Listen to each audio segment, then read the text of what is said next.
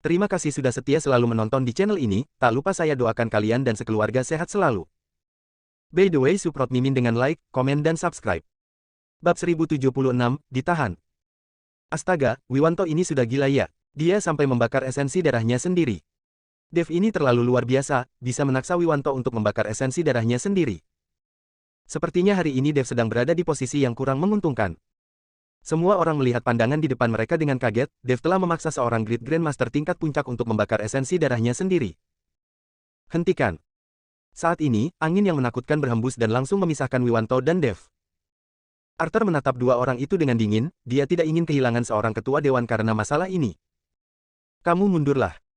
Arthur berkata pada Wiwanto. Ketua aliansi, Dev sudah memprovokasi prestise aliansi seni bela diri, saya tidak bisa mengampuninya. Wiwanto berkata dengan raut wajah marah. Masalah ini akan saya tangani, kamu mundurlah. Arthur berkata dengan suara yang lebih berat lagi. Wiwanto yang melihat hal itu seketika menarik kembali auranya dan mundur. Arthur menatap Dev. Dev, kamu sangat kuat, juga berbakat, sayang sekali kamu terlalu arogan, jika kamu bisa menanggung sedikit penghinaan mungkin dalam waktu beberapa tahun saya sudah tidak menjadi lawanmu, namun sayangnya, kamu masih terlalu muda dan tidak memahami pepatah angin akan menghancurkan pohon tertinggi di dalam hutan. Menanggung penghinaan. Dev tertawa dingin, persetan dengan menanggung penghinaan, saya ingin menanggungnya, apa kalian akan membiarkanku? Kamu mengincar harta karun yang ada di tubuhku dan merebutnya dengan paksa. Kamu mengurus orang untuk menangkap pacarku dan mengurungnya di penjara bawah tanah. Kalau saya terus menahannya, maka saya bukan lagi seorang pria, jadi saya pasti akan melawan aliansi seni bela diri sampai akhir. Dev berkata dan menggertakkan giginya. Semua orang yang mendengar perkataan Dev tertegun dan menatapnya dengan tidak percaya, mereka sama sekali tidak menyangka Dev berani menghina Arthur.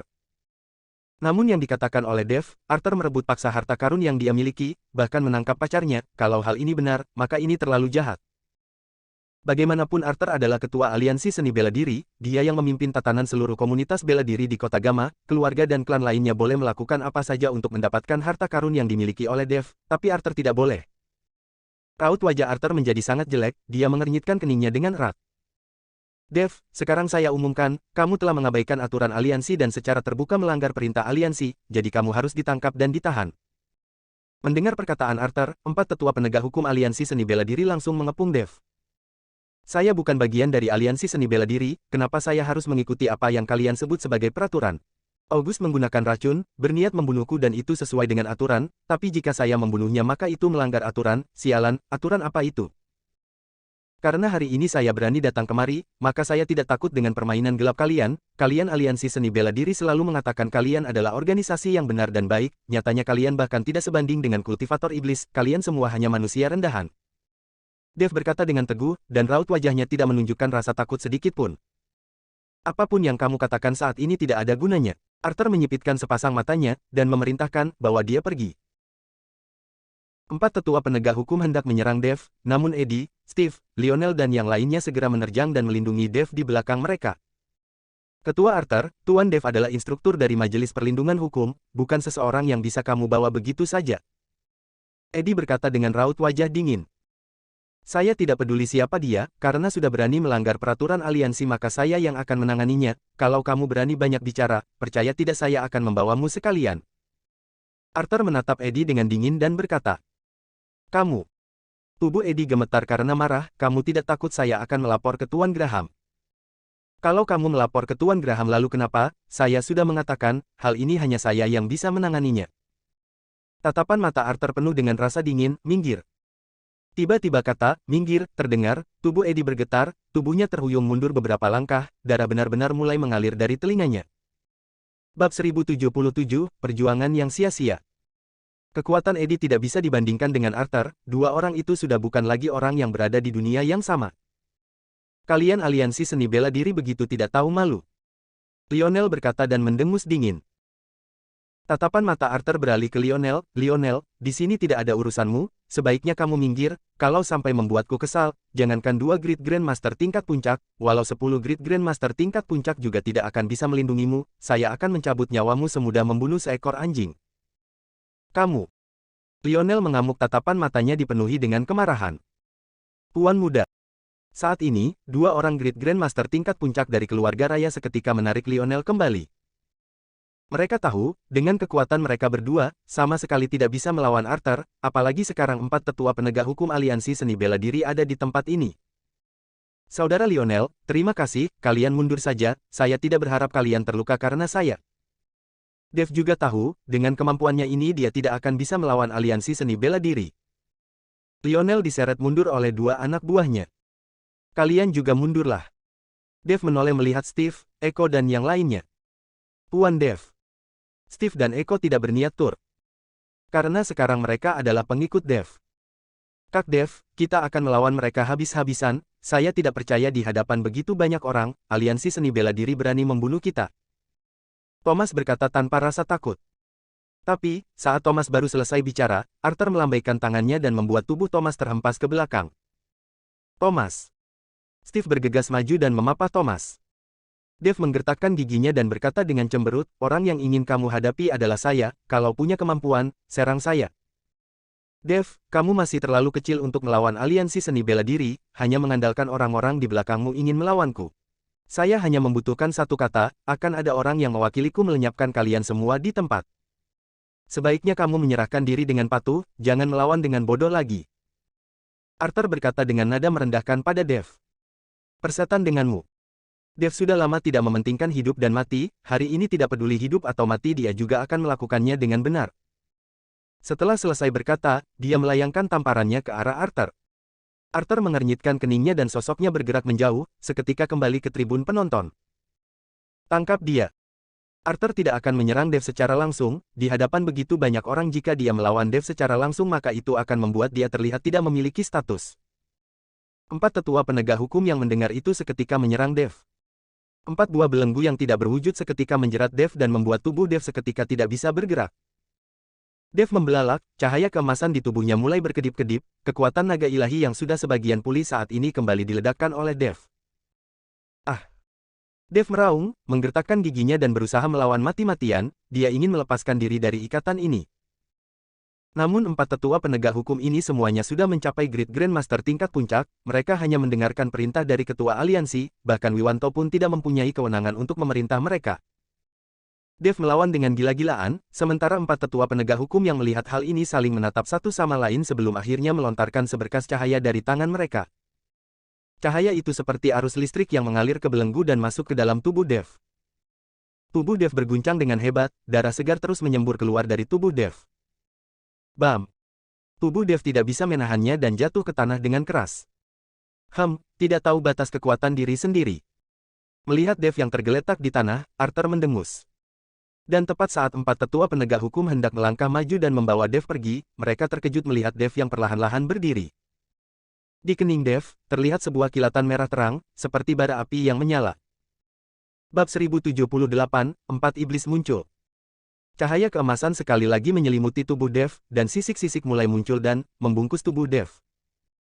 Bahkan api yang menari-nari juga dapat terlihat di sepasang mata Dave.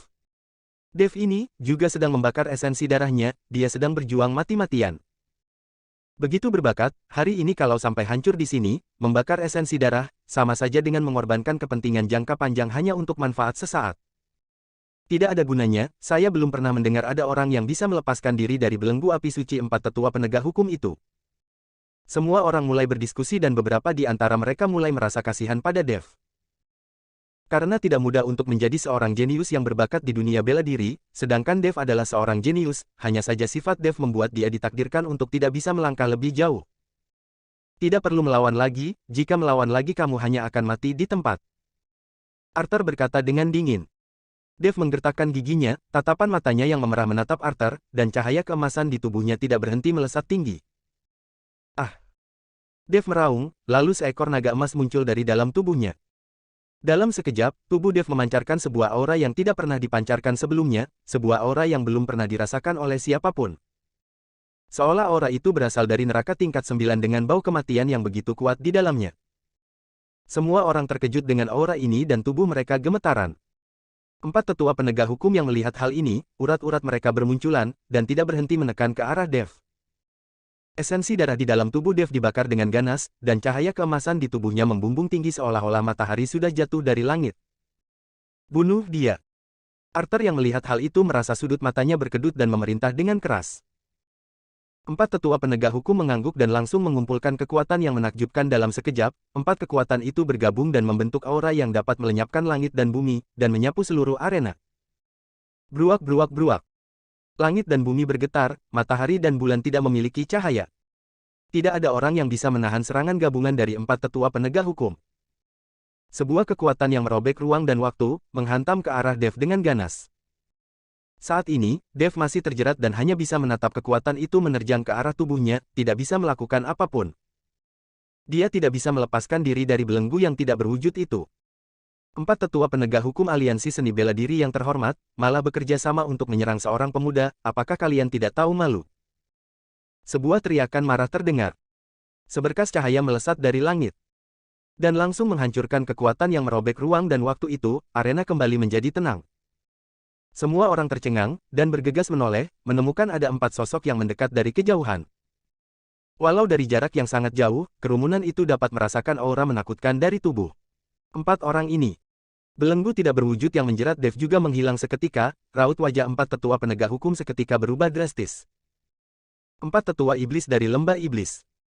Entah siapa yang berteriak tapi arena seketika dipenuhi dengan keterkejutan. Mereka semua merasa jantung mereka tercekat di tenggorokan. Empat tetua iblis ini tidak dapat diprediksi, jika salah satu dari mereka merasa tidak senang, maka orang-orang ini mungkin akan mengalami kesialan. Raut wajah Arthur berubah dan rubah lagi, melihat empat tetua iblis mendekat dari kejauhan, dia bergegas membisikkan beberapa kata pada Wiwanto. Wiwanto mengangguk dan sosoknya menghilang dalam satu gerakan. Dev mengangkat kepalanya perlahan dan melihat ke arah empat orang yang menyelamatkan dirinya. Empat sosok itu melayang turun dan masing-masing dari mereka terlihat sangat istimewa. Salah satu dari mereka adalah seorang pria berjanggut putih yang botak, melihat Dev yang ada di tanah, melambaikan tangannya dengan lembut, dan sebuah kekuatan yang lembut menyelimuti Dev, dan luka-luka di tubuh Dev mulai pulih dengan kecepatan yang terlihat oleh mata telanjang. Tuan Dev. Saat itu, Eddie, Steve dan yang lainnya naik dan membantu Dev berdiri. Terima kasih kepada empat senior yang sudah datang menolong. Dev berterima kasih dan membungkukkan badannya ke arah empat orang itu. Tidak perlu berterima kasih kepada kami juga hanya ditugaskan oleh seseorang untuk melakukannya, tapi kamu masih begitu muda sudah berani memprovokasi aliansi seni bela diri Kota Gama, benar-benar memiliki nyali yang besar. Pria tua berjanggut itu berkata.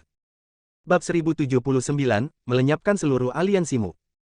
Melihat keempat orang itu ternyata ditugaskan oleh seseorang, Dev pun penuh kebingungan, siapa yang mengutus mereka untuk datang kemari. Ketua Majelis Eddie, siapa empat tetua ini? Dev bertanya kepada Eddie. Tuan Dev, empat orang ini adalah empat tetua iblis dari lembah iblis, yang berbicara padamu.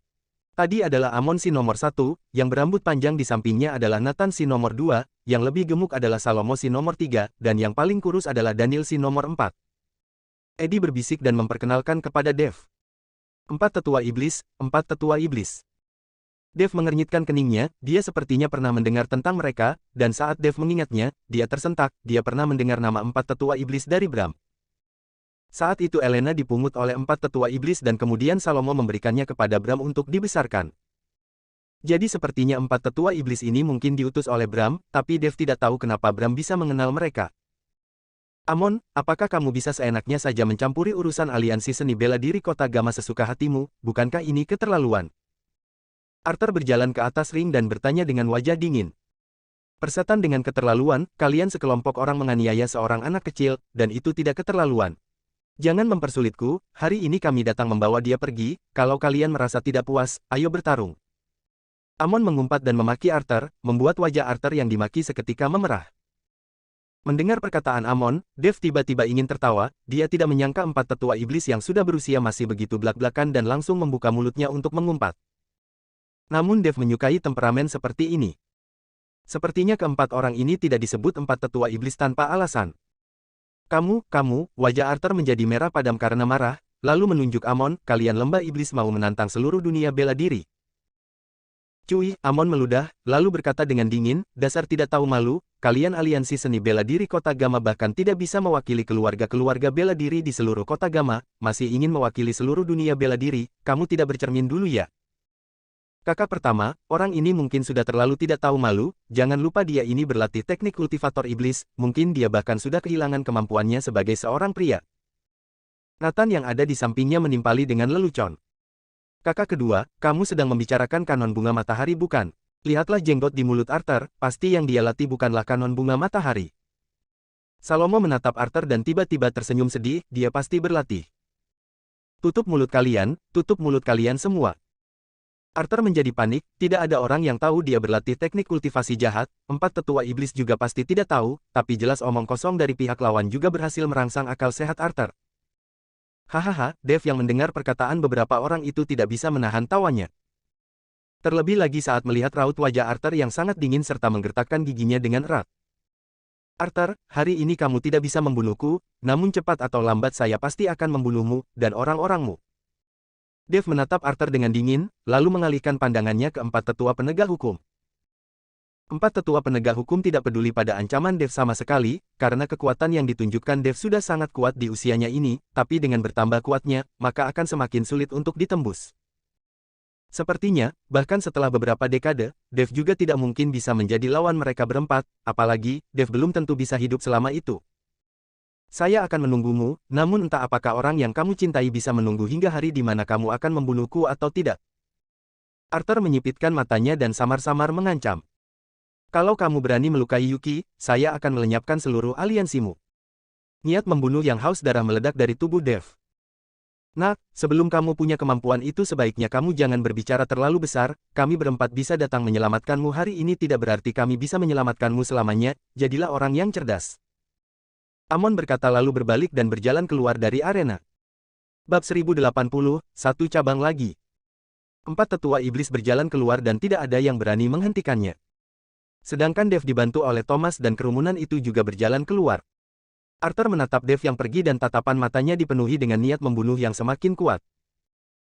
Semua orang berjalan keluar dari arena, banyak orang yang tidak diizinkan masuk menunggu di luar, serta banyak orang yang memasang taruhan untuk kemenangan Dev dan August mulai datang dengan penuh semangat untuk mengambil tebusan mereka yang telah bertaruh pada kemenangan Dev.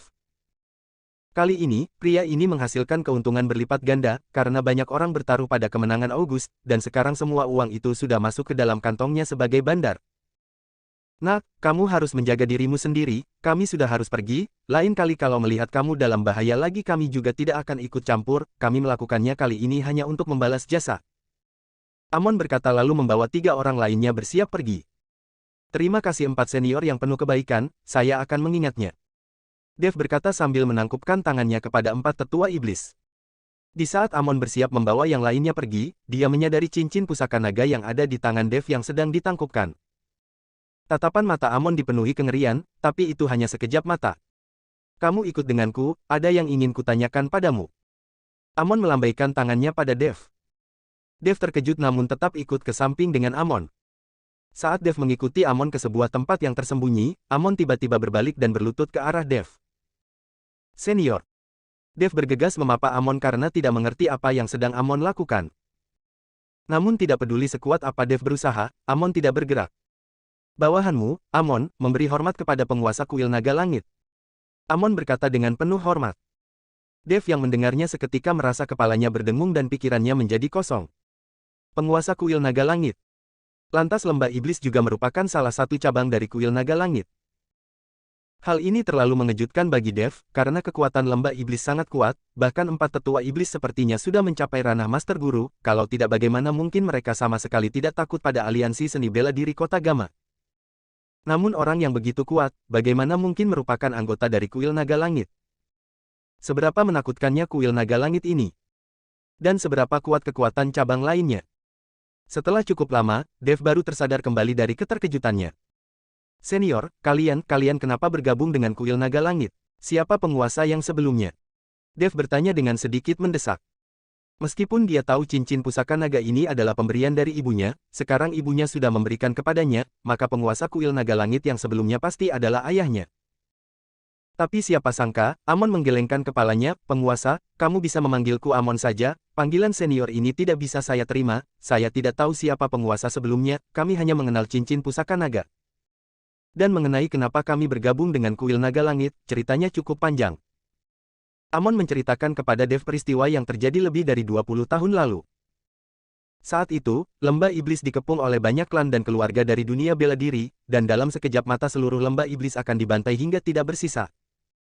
Di saat itu, seorang pria misterius muncul dan menyelamatkan mereka. Dengan kekuatannya sendiri, dia menangkis serangan dari ratusan para ahli. Di saat itulah, lembah iblis menjadi salah satu cabang dari kuil naga langit, dan Amin terus menunggu munculnya cincin pusaka naga. Lantas pria misterius itu adalah ayahku. Dev bergumam. Saat ini Dev mulai mengantisipasi dalam hatinya, dia sangat ingin mengetahui identitas ayahnya, dan ingin mengetahui di mana sebenarnya cabang lainnya dari kuil naga langit dan kekuatan seperti apa yang mereka miliki. Sepanjang perjalanan, Dev menemukan di saat dia mengalami kesulitan, dia akan bertemu dengan satu cabang kuil naga langit. Dia menemukan Yansen saat di kota Surau, Fata saat di kota Ithaka, lembah tanpa bayangan saat di kota Gama dan sekarang lembah iblis. Bab 1081, Orang Jahat Mengadu Terlebih Dulu. Lantas ini adalah jalan yang sudah diatur oleh ayahku sejak dulu. Dev larut dalam pikirannya. Saat Dev sedang terlarut dalam pikirannya, tiba-tiba terdengar keributan di pintu masuk arena. Dan Dev tersadar. Terlihat Wiwanto membawa belasan orang dari aliansi seni bela diri yang masing-masing dari mereka memiliki kekuatan di atas Great Grandmaster tingkat 8, melihat adegan ini, Dev mengernyitkan keningnya. Sepertinya, latar belakang aliansi seni bela diri memang tidak biasa, hingga bisa memiliki begitu banyak ahli dengan kekuatan Great Grandmaster. Dev dan Amon berjalan menghampiri. Arthur melihat Dev yang belum pergi menyeringai dan berkata, "Dev, kamu merasa enggan untuk pergi?" Dev memasang raut wajah dingin dan tidak mengatakan apapun. "Apakah kamu ingin merasakan rasanya ditekan? Kalau begitu, kami berempat tidak akan keberatan membiarkanmu mencobanya." Melihat Dev tidak berbicara, salah seorang tetua penegak hukum berkata dengan dingin. Di saat tetua penegak hukum itu baru selesai berbicara, sosok Amon melintas dan menghilang seketika, dan muncul di hadapan tetua penegak hukum itu dalam sekejap. Piak. Amon melayangkan tamparannya, dan kepala tetua penegak hukum itu hancur dalam seketika. Perubahan mendadak ini langsung membuat tubuh Arthur penuh dengan percikan darah segar. Seketika, semua orang tercengang, tidak ada yang menyangka Amon akan membunuh seseorang begitu saja, dan orang yang dibunuh adalah tetua penegak hukum dari aliansi seni bela diri. Masalah terlalu mendadak, dan Arthur belum sempat melakukan apapun. Bahkan Dev juga tercengang, dia tidak menyangka temperamen Amon begitu berapi-api. "Amon, kamu. Tubuh Arthur gemetar karena marah, sementara anggota aliansi seni bela diri lainnya meningkatkan aura mereka dan tatapan mata mereka dipenuhi dengan keinginan membunuh. Siapa yang berani bersikap tidak sopan kepada Tuan Dev, maka akan menemui ajalnya. Raut wajah Amon penuh dengan keinginan membunuh dan suaranya sangat dingin. Arthur mengernyitkan keningnya, dia bertanya-tanya apakah Amon salah makan obat, kenapa dia tiba-tiba menjadi begitu melindungi Dev. "Amon, kamu membunuh tetua aliansiku begitu saja, kamu harus memberi pertanggungjawaban atas masalah ini." Arthur tidak ingin bermusuhan dengan lembah iblis, tapi sekarang masalah sudah menjadi seperti ini, dan banyak orang yang sedang melihat, kalau membiarkan 4 tetua iblis pergi begitu saja maka bagaimana dia bisa mempertahankan gengsinya sebagai ketua aliansi. Pertanggungjawaban. Amon menyipitkan matanya, persetan dengan pertanggungjawaban, paling tidak kita bisa mati bersama. Adik kedua, kirimkan pesan ke lembah dan kumpulkan semua orang kemari, saya ingin lihat apa yang bisa dilakukan aliansi seni bela diri kota Gama kepada kita. Kakak pertama, Nathan berteriak dengan sedikit serba salah. Jika benar-benar bertarung dengan aliansi seni bela diri kota Gama, maka pertarungan akan membuat kerugian bagi kedua belah pihak dan pasti akan ada pertumpahan darah. Nathan tidak mengerti kenapa Amon tiba-tiba ingin melawan aliansi seni bela diri kota Gama. "Saya menyuruhmu mengirim pesan, maka kirim saja." Amon berkata dengan marah. Nathan tidak berani mengatakan apapun, dan segera pergi untuk mengirim pesan. Arthur yang melihat hal itu menunjukkan ekspresi yang lebih buruk daripada seseorang yang baru memakan kotoran. Dia sama sekali tidak menyangka, Amon akan rela mati bersama aliansi seni bela diri demi Dev. Arthur juga tidak ingin bertarung dengan lembah iblis, tapi Amon adalah orang yang sangat keras kepala, sepertinya dia tidak akan memberikan pilihan lain kepadanya. Di saat Arthur merasa khawatir dan bingung bagaimana cara mengendalikan keadaan, seorang pria perlahan-lahan mendekat. "Tuan Graham." Seseorang berteriak dan kerumunan segera membukakan jalan. Melihat Tuan Graham datang, bahkan raut wajah 4 tetua iblis pun menjadi penuh hormat. "Tuan Graham, Dev telah terang-terangan melanggar aturan kompetisi, dia ingin membunuh August, sekarang dia bersekongkol dengan orang-orang dari lembah iblis dan membunuh salah satu dari tetua aliansi, dan saya sedang bersiap untuk menangkap Dev." Melihat Tuan Graham tiba-tiba datang, Arthur, si orang jahat bergegas mengadu terlebih dulu. Bab 1082, tidak ada imbalan tanpa prestasi. Arthur, meskipun saya tidak ada di sini, tapi jangan mengira saya ini adalah orang buta, saya tahu jelas apa yang terjadi di sini, lalu mengenai apa yang dilakukan oleh aliansi seni bela diri kalian, apa perlu saya selidiki lebih dalam lagi? Tuan Graham menatap Arthur dengan acuh tak acuh. Arthur yang mendengarnya seketika berkeringat dingin. Setelah selesai berbicara dengan Arthur, Tuan Graham menatap empat tetua iblis, kalian juga kembalilah ke lembah iblis, ada beberapa hal yang tidak bisa diurus oleh pemerintahan, dan juga malas diurus, apakah kalian mengerti? Mengerti, mengerti. Amon segera menganggukkan kepala, lalu menatap Dev sejenak, Dev menganggukkan kepalanya dan Amon membawa yang lainnya pergi. Dengan adanya Tuan Graham, walau Arthur ingin membunuh Dev, dia juga tidak akan berani melakukannya saat ini, dan hanya bisa membawa orang-orang dari aliansi seni bela diri untuk pergi. Pertarungan ini berakhir dengan kekalahan August. Di saat bersamaan, baik keluarga King maupun aliansi seni bela diri kota Gamma merasa kehilangan muka. Reputasi Dev seketika melejit, dan banyak orang yang mulai menatap Dev dengan cara yang berbeda. Kedepannya kamu sendiri harus berhati-hati, keluarga Watanabe dari negara Partan tidak akan melepaskanmu begitu saja, lalu komunitas bela diri di kota Gamma, hari ini kamu sudah menunjukkan kekuatanmu, sepertinya banyak orang yang tidak akan bisa tidur memikirkannya, kemunculanmu sepertinya akan merusak pola komunitas bela diri kota Gamma selama bertahun-tahun. Tuan Graham menasihati Dev. Terima kasih atas peringatan Tuan Graham. Dev segera berterima kasih. Tuan Graham menepuk pundak Dev, dan tidak mengatakan apapun lagi, lalu langsung pergi. Aliansi seni bela diri kota Gamma. Arthur sedang duduk di kursi dengan raut wajah muram. Kemarahan di dalam dirinya terus membuncah, kejadian hari ini membuat Arthur hampir mati kesal. Di saat Arthur sedang marah, seorang anggota aliansi berlari masuk dan melapor kepada Arthur, ketua aliansi, duta besar negara Partan, Masao Nakamura meminta untuk bertemu. Duta Besar Negara Partan. Arthur tercengang dan mengernyitkan keningnya, untuk apa Duta Besar Negara Partan ingin bertemu denganku? Arthur merasa bingung, meskipun dia adalah ketua aliansi seni bela diri, tapi aliansi seni bela diri adalah organisasi sipil dan dia sebagai ketua aliansi tidak memiliki jabatan resmi dalam pemerintahan. Untuk apa Duta Besar Negara Partan menemuinya? Persilahkan dia masuk. Arthur masih kebingungan tapi dia tetap mengizinkan Masao Nakamura untuk masuk. Segera, Masao Nakamura yang mengenakan setelan jas dan berjanggut berjalan masuk. Ketua Arthur, maaf mengganggu waktumu. Masao Nakamura yang melihat Arthur segera menangkupkan tangannya. Masao Nakamura sangat memahami etika di Arunika, karena dia sudah berada di sini selama bertahun-tahun. Duta Besar Masao Nakamura, entah apa yang membawamu kemari hari ini.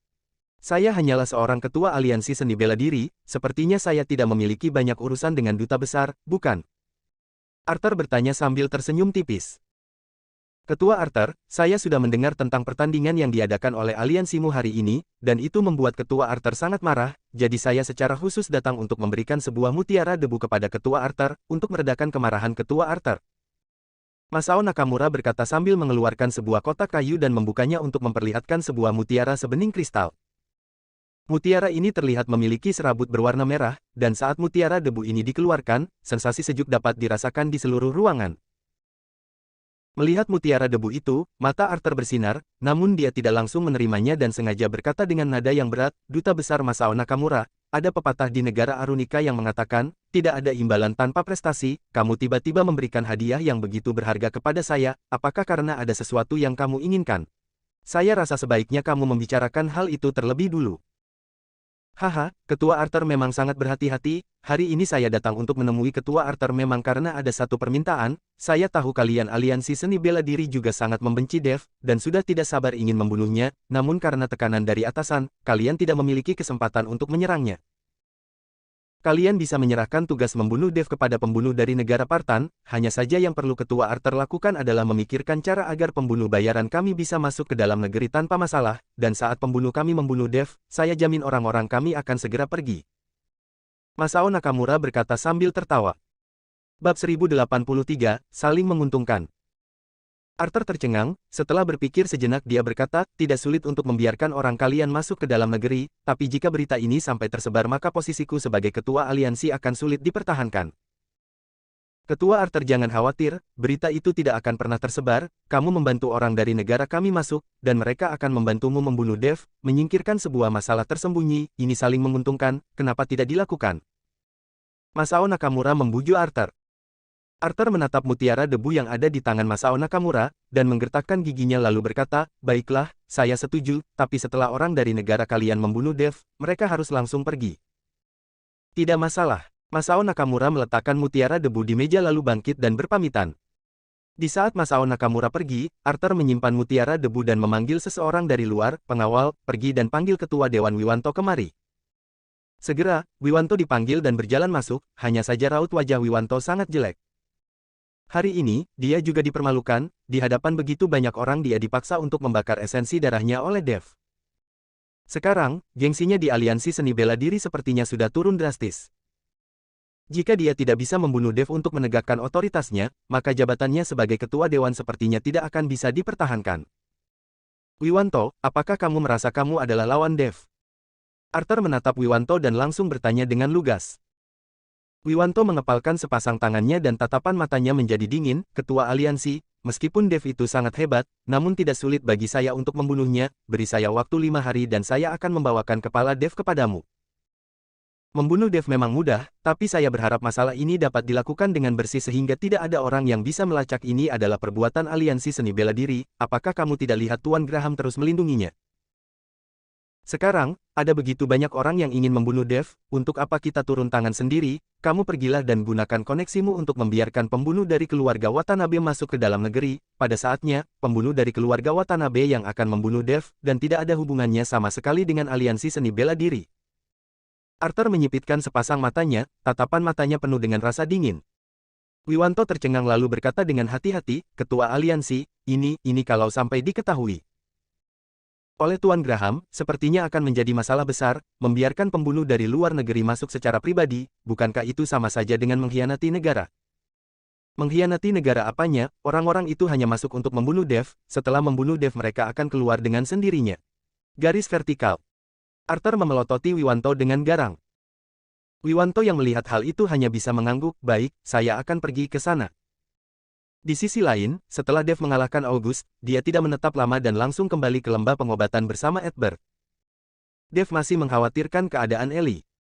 Dia ingin pergi melihat apakah Alfred dan yang lainnya sudah menemukan obat untuk mendetoksifikasi racun di dalam tubuh Ellie. Saat Dev tiba di lembah pengobatan, Ellie masih tidak sadarkan diri. Alfred dan beberapa tetua lainnya juga sudah kehabisan cara.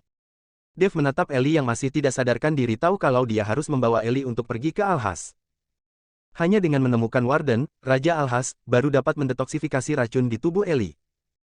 Dev, bagaimana pertarungan dengan August? Apakah 4 tetua iblis membantu? Bram bertanya pada Dev. August kalah, kalau bukan karena 4 tetua iblis turun tangan membantu, sepertinya aliansi seni bela diri tidak akan melepaskanku. Dev berkata dengan sedikit takut. Saat itu Dev memang sudah menggila, sama sekali tidak memikirkan akibatnya. Jika 4 tetua iblis tidak muncul, maka sepertinya sekarang Dev sudah menjadi sebuah mayat. Saya sudah menebak aliansi seni bela diri tidak akan membiarkanmu menang dengan mudah, jadi saya mengirimkan pesan ke lembah iblis dan meminta 4 tetua iblis untuk membantu. Aliansi seni bela diri berisi orang-orang yang tidak bermoral, tidak satu orang pun dari mereka bisa dipercaya. Membahas aliansi seni bela diri membuat raut wajah Bram dipenuhi kemarahan. Oh iya, Paman Bram, kenapa kamu bisa mengenal 4 tetua iblis lembah iblis? Dan bisa meminta mereka untuk membantu. Dev sedikit penasaran, sebenarnya hubungan apa yang dimiliki oleh Bram dan 4 tetua iblis. Bab 1084, pergi ke Alhas. Mendengar pertanyaan Dev, Bram hanya bisa tersenyum pasrah dan berkata, ini dimulai sekitar 20 tahun yang lalu, di saat itu lembah iblis tidak hanya memiliki 4 tetua iblis, tapi 5 tetua iblis, saya adalah yang Abraham si nomor 5. Namun saat saya diburu oleh musuh-musuhku, ibumu menyelamatkanku, sejak saat itu saya meninggalkan lembah iblis dan menjadi pengawal pribadi ibumu, serta menjadi anggota dari keluarga King dan mengganti namaku menjadi Bram. Sekarang, 20 tahun lebih sudah berlalu, kekuatan lembah iblis sudah tidak seperti dulu lagi, tapi 4 tetua iblis masih memberi muka kepadaku, jika ada masalah, asalkan saya meminta bantuan mereka pasti akan membantu. Mendengar perkataan Bram, Dev baru mengerti bahwa ternyata Bram dulu adalah salah satu anggota dari lembah iblis. Dev tidak memberitahukan kepada Bram tentang kuil naga langit, karena kuil naga langit adalah kartu as terakhir milik Dev, semakin sedikit yang tahu maka akan semakin baik. Setelah berpamitan dengan Bram, Dev membawa Ellie bergegas menuju bandara. Perjalanan dari kota Gama ke Alhas cukup jauh, tempat itu berada di perbatasan Arunika dan dianggap sebagai tempat yang paling tandus di seluruh Arunika, tapi karena masih banyak hutan lebat di tempat itu, ditambah dengan lingkungannya yang baik, banyak ahli bela diri yang suka pergi ke sana untuk berlatih. Dev membawa Ellie dan terbang selama lebih dari 5 jam sebelum akhirnya mendarat di ibu kota provinsi Alhas, kota Leta. Saat turun dari pesawat, Dev baru menyadari betapa tandusnya tempat itu. Sebuah ibu kota provinsi, meskipun terlihat makmur, tapi tidak sebanding dengan sebuah kota kecil seperti kota surau. Halo saudara, apakah mau naik taksi? Dev baru saja turun dari pesawat dan segera sudah ada sopir taksi yang menghampirinya. Dev mengangguk dan menggendong Ellie masuk ke dalam taksi. Saudara, kemana kamu akan pergi? Setelah masuk ke dalam mobil, sopir taksi bertanya padanya. Tolong antarkan saya ke sebuah hotel yang agak besar untuk beristirahat. Dev meminta sopir taksi itu untuk mencarikan hotel tempat beristirahat terlebih dulu. Sekarang Dev tidak tahu di mana tempat tinggal Warden si Raja Alhas, jadi dia harus mencari tahu tempat tinggal Warden terlebih dulu. Saudara, saya dengar dari nada bicaramu sepertinya kamu orang luar kota. Kenapa bisa datang ke tempat kami? Para pemuda di tempat kami sudah pergi ke luar kota untuk bekerja, tidak ada yang bersedia menetap di tempat yang buruk ini. Sopir taksi itu terlihat suka mengobrol dan terus berbicara dengan Dev. Mencari seorang teman. Dev memejamkan sepasang matanya dan menjawab dengan asal. Saya lihat dari pakaianmu kamu cukup mempunyai uang, saya akan membawamu ke satu-satunya hotel bintang 5 di seluruh ibu kota kami, dengar-dengar di sana sangat mewah. Seumur hidup saya tidak memiliki kesempatan untuk tinggal di dalam, dengar-dengar hotel ini menghabiskan biaya pembangunan sebanyak beberapa triliun, sangat mahal. Sopir taksi itu terus berceloteh. Terserah, Dev menjawab dengan acuh tak acuh. Dev tidak memiliki permintaan khusus terhadap hotel seperti apa yang akan ditinggali, karena tidak ada bedanya bagi Dev dimanapun dia menginap. Di seluruh provinsi Alhas, hanya Raja Alhas, keluarga Yosua yang mampu membangun hotel bintang 5, namun dengar-dengar keluarga Yosua belakangan sering bersama dengan keluarga konglomerat di kota Gama, dan saya dengar mereka ingin memindahkan keluarga mereka ke kota Gama, kalau benar seperti itu maka kota Leta akan menjadi semakin sepi.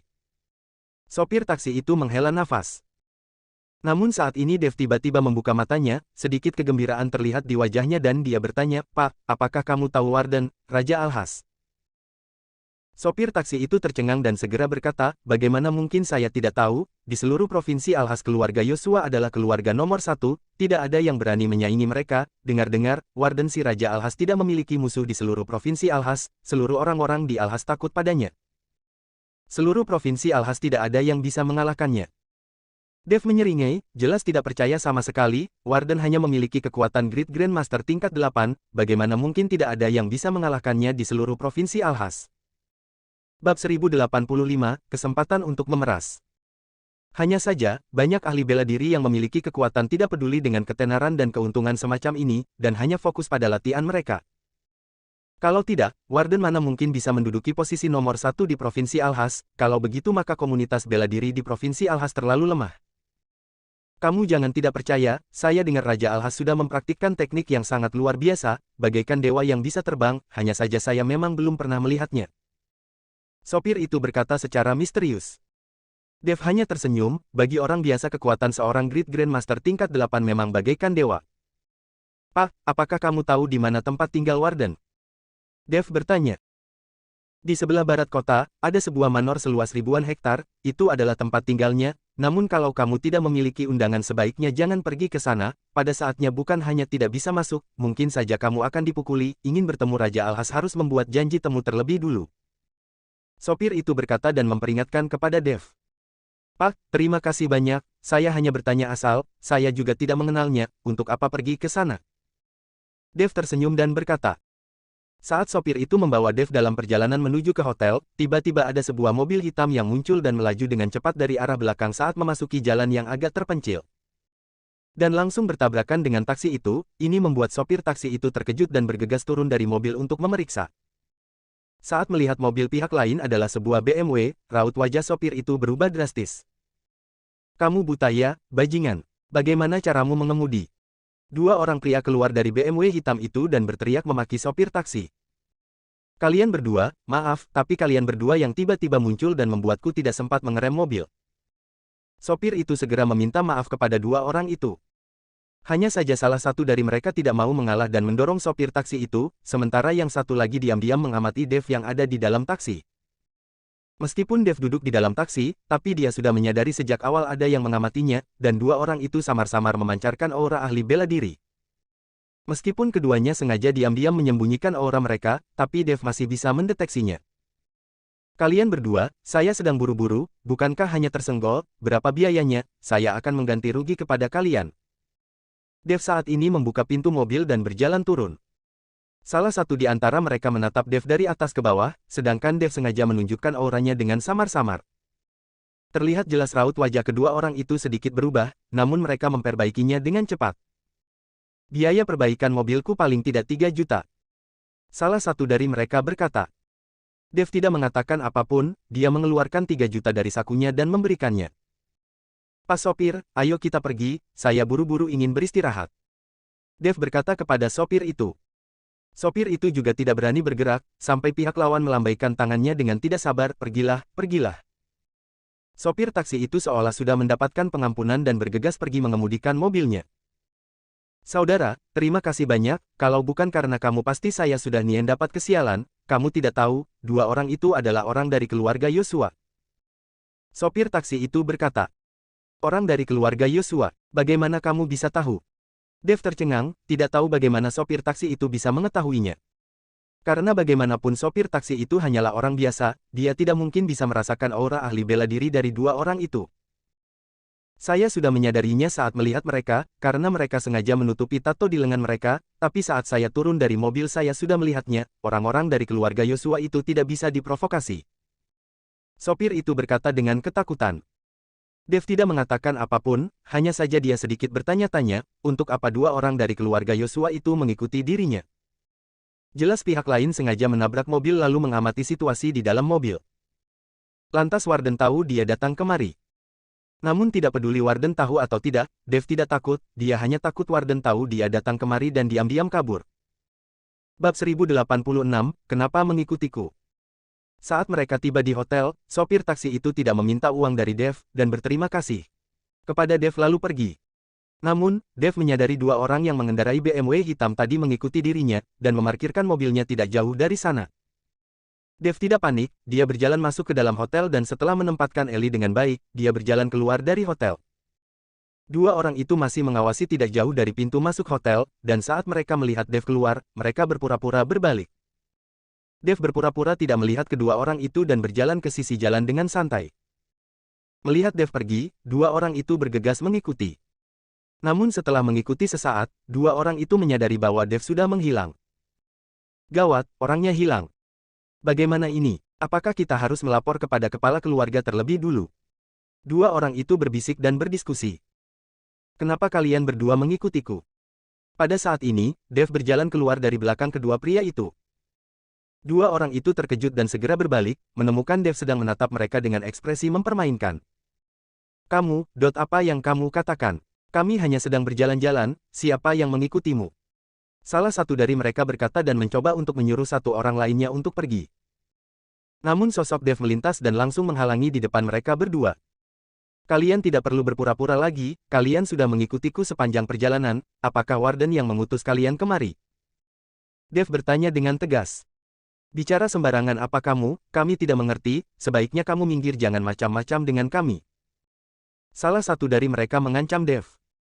Sepertinya, kalian tidak akan bicara kalau tidak dianiaya. Dev menyeringai, lalu melayangkan sebuah tamparan. Kedua orang itu melihat Dev melayangkan tamparannya dengan jelas, tapi menyadari mereka tidak bisa menghindar. Orang yang tadi mengancam Dev langsung terkena tamparannya. Dua orang itu seketika terkejut, mereka merupakan Grandmaster, melihat orang lain melayangkan tamparan tapi mereka tidak bisa menghindar. Nah, kamu cari mati. Orang yang ditampar seketika menjadi marah dan aura di tubuhnya meledak, sebuah tekanan yang menakutkan mengarah kepada Dev. Orang lainnya juga tidak berpura-pura lagi, dan langsung menyebarkan auranya. Hanya Grandmaster, juga berani bertindak sembrono, benar-benar tidak tahu kekuatan diri sendiri. Dev mendengus dan kilatan dingin melintas di matanya. Dev sama sekali tidak bergerak, namun aura agung dari tubuhnya langsung menekan dua orang itu dan membuat keduanya tersungkur di tanah dalam sekejap. Saat ini, tatapan kedua orang itu dipenuhi dengan kengerian, dan mereka benar-benar takut. Di hadapan Dev, mereka menyadari kalau mereka sendiri bahkan tidak memiliki kekuatan untuk melawan. Orang baik, ampunilah kami, orang baik ampuni kami juga hanya ditugaskan oleh orang lain. Dua orang itu memohon ampun kepada Dev dengan putus asa.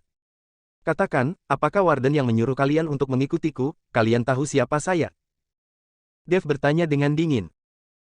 Salah satu dari mereka menggelengkan kepala, tidak tahu, kepala keluarga hanya menugaskan kami untuk berjaga di bandara dan mengawasi pesawat yang datang dari kota Gama. Jika ada ahli bela diri yang memiliki kekuatan di atas Grandmaster, maka dia meminta kami untuk melaporkan kepadanya setelah memastikan titik menetap orang itu. Jadi kalian sudah melaporkan titik menetapku? Dev mengernyitkan keningnya. Jika Warden mengetahuinya dan diam-diam kabur, maka masalah akan menjadi rumit. Dunia begitu luas, di mana dia harus mencari orang itu. Tidak, kami belum sempat melaporkannya, karena kami tidak bisa memastikan kekuatanmu. Pihak lain menggelengkan kepalanya dan berkata. Dev baru mengetahui kalau dua orang ini terus mengikutinya dan sengaja menabrak mobilnya ternyata untuk mencari tahu kekuatannya. Dev menyembunyikan sebagian besar auranya, jadi kedua orang itu tidak dapat memastikan kekuatan Dev, dan tidak berani melapor begitu saja. Baiklah, kalian berdua pergilah. Setelah selesai bicara, Dev menarik kembali auranya dan berjalan ke sisi lain. Bab 1087 pergi ke manor keluarga Yosua sendiri. Setelah Dev pergi, barulah dua orang itu berani berdiri, dan saat melihat sosok Dev yang sudah menghilang, keduanya baru mengeluarkan ponsel mereka untuk melapor. Namun, belum sempat melakukan panggilan telepon, kedua orang itu seketika membeku karena lubang-lubang yang ada di dalam tubuh mereka tiba-tiba mengucurkan darah dan mereka terjatuh ke tanah. Aura Dev tadi sudah merusak semua organ dalam di tubuh mereka, Dev tidak akan membiarkan mereka berdua melaporkan berita itu.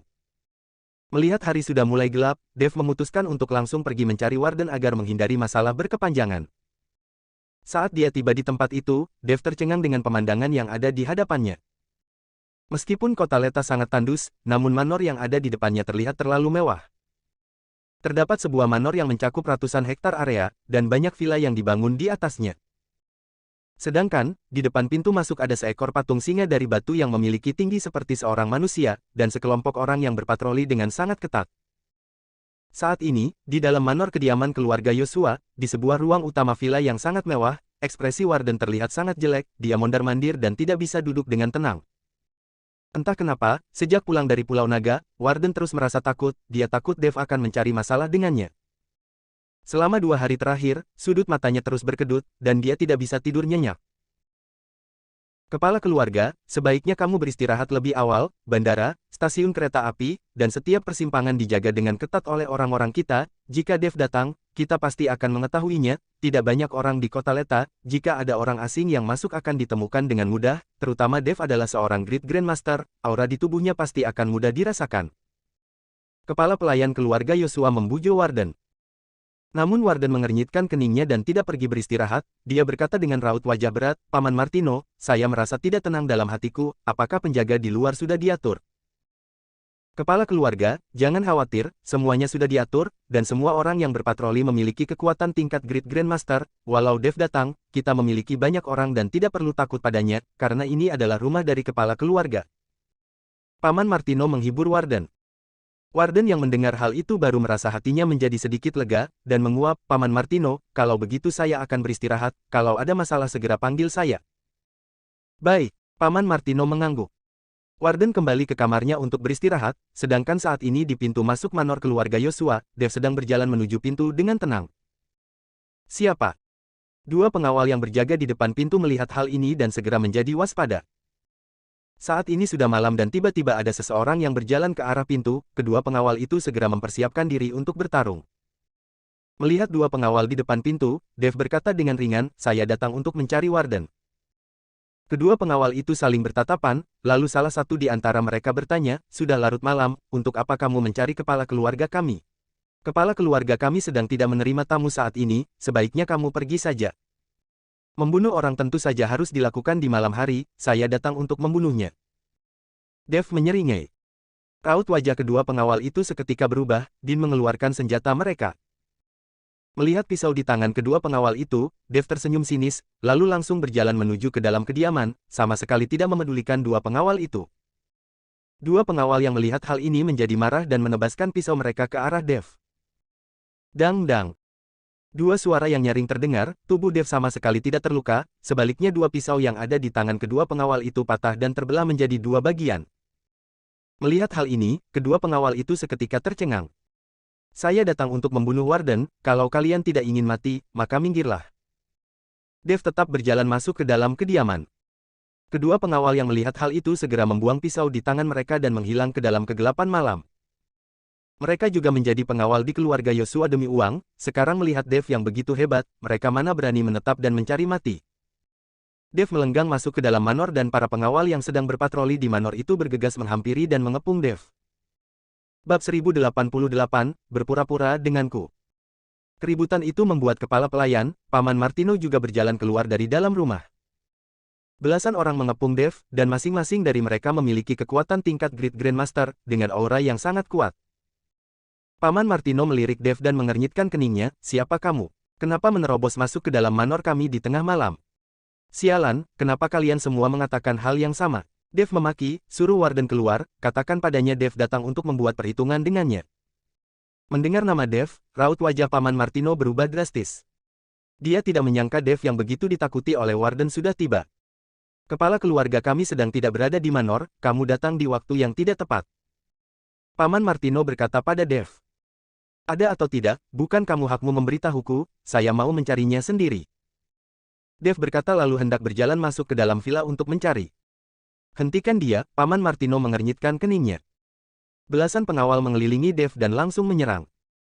Mereka adalah belasan orang yang memiliki kekuatan Great Grandmaster dan disewa dengan harga yang mahal, walau Dev memiliki kekuatan yang hebat, belasan orang ini pasti dapat menghadapinya bukan? Namun segera, Paman Martino menjadi tercengang. Karena dia melihat, belasan Great Grandmaster yang dia sewa dengan harga mahal tidak ada bedanya dengan semut di hadapan Dev. Dengan lambaian tangan Dev, belasan orang itu seketika terjatuh ke tanah dan tidak bisa bangkit. Belasan ahli dengan kekuatan Great Grandmaster, tidak ada yang bisa bertahan lebih dari 3 jurus di hadapan Dev, semuanya jatuh ke tanah dan tidak bisa bangkit. Paman Martino berbalik dan hendak kabur, namun Dev langsung mengulurkan tangan dan mengangkatnya. Di mana Warden? Dev bertanya kepada kepala pelayan, Paman Martino. Kepala keluarga, dia ada di dalam. Kepala pelayan, Paman Martino menunjuk ke dalam villa dan berkata. Dev melirik villa dan melemparkan Paman Martino ke samping, lalu kekuatan naga ilahi seketika mengelilingi telapak tangan kanannya dan sebuah cahaya keemasan mulai bersinar di atas tangan Dev. Keluarlah. Sambil mengambil nafas dalam-dalam, Dev berteriak diikuti dengan ayunan telapak tangannya ke arah villa. Bruak bruak bruak. Tamparan itu langsung meledakkan kekuatan seperti sebuah tornado, yang meruntuhkan sebagian dari villa yang ada di hadapannya. Warden yang sedang tidur di kamarnya seketika terbangun saat mendengar suara runtuhan itu. Sebagai seorang Great Grandmaster tingkat 8, Warden tentu saja tidak mungkin mati karena terkena reruntuhan, namun saat dia keluar dari dalam kamar, sekujur tubuhnya juga dipenuhi dengan debu dan terlihat menyedihkan. Akhirnya kamu bersedia keluar. Dev menatap Warden yang menyedihkan dengan dingin. Warden melihat ke arah para pengawal yang tergeletak di tanah dan menelan ludahnya, ternyata Tuan Dev ya, kamu datang ke kota Len juga tidak memberitahuku, saya bisa menjemput Tuan Dev. Warden, tidak perlu mendekatiku, kamu tahu apa tujuanku kemari. Dev tidak menyangka Warden begitu tidak tahu malu dan berusaha untuk mendekatinya. Tuan Dev, saya benar-benar tidak tahu, kali ini kamu datang dan melukai bawahanku, bahkan meruntuhkan rumahku, ini membuatku sangat bingung sekarang. Warden berpura-pura berkata dengan sedih. Bajingan, masih mau berpura-pura denganku ya? Dev marah dan melayangkan tinjunya ke arah Warden. Tinju itu mendarat tepat di tubuh Warden dan membuat Warden mundur beberapa langkah. Kalau bukan karena dia masih membutuhkan Warden untuk mendetoksifikasi racun di tubuh. Eli, Dev pasti sudah membunuh Warden dengan tinju itu. Tuan Dev, saya tidak berpura-pura, saya tahu ada kesalahpahaman saat di Pulau Naga, itu semua adalah perintah dari Robin, saya dan Tuan Dev tidak punya dendam sama sekali, bukan? Warden yang sudah ditinju masih mencoba berkata sambil tersenyum. Dev melihat sikap Warden dan sedikit kagum pada orang ini, sebagai Raja Alhas, dia dapat menahan kekesalan seperti ini. Tidak punya dendam, pacarku sedang tidak sadarkan diri saat ini, saat kamu meracuni kami, kenapa kamu tidak mengatakan tidak punya dendam? Dev menatap Warden dengan dingin dan bertanya padanya. Bab 1089, Bangunan Usang. Tuan Dev salah paham, sebenarnya saya tidak meracuni kalian, pacarmu tidak sadarkan diri karena terkena mantra saja, saya hanya perlu mencabut mantra itu, dan pacarmu akan sadar dengan sendirinya. Warden segera menjelaskan. Dev yang mendengar itu kemudian mengerti kenapa dia tidak dapat menemukan racun di dalam tubuh Ellie, bahkan Alfred dan yang lainnya juga kehabisan cara. Ternyata karena memang tidak terkena racun, melainkan terkena mantra dan tidak sadarkan diri. Kalau begitu kamu cabut mantra itu sekarang. Dev mendesak. Tuan Dev, di mana pacarmu? Saya perlu bertemu dengan pacarmu untuk bisa membuka mantra itu. Tanya Warden. Ada di Hotel Bintang 5 milik keluarga Yosua, kamu ikut denganku, jika mantranya dicabut dan Ellie masih belum bangun, maka saya akan membuat keluarga Yosua menghilang dari seluruh Alhas. Dev berkata dan menatap Warden dengan dingin.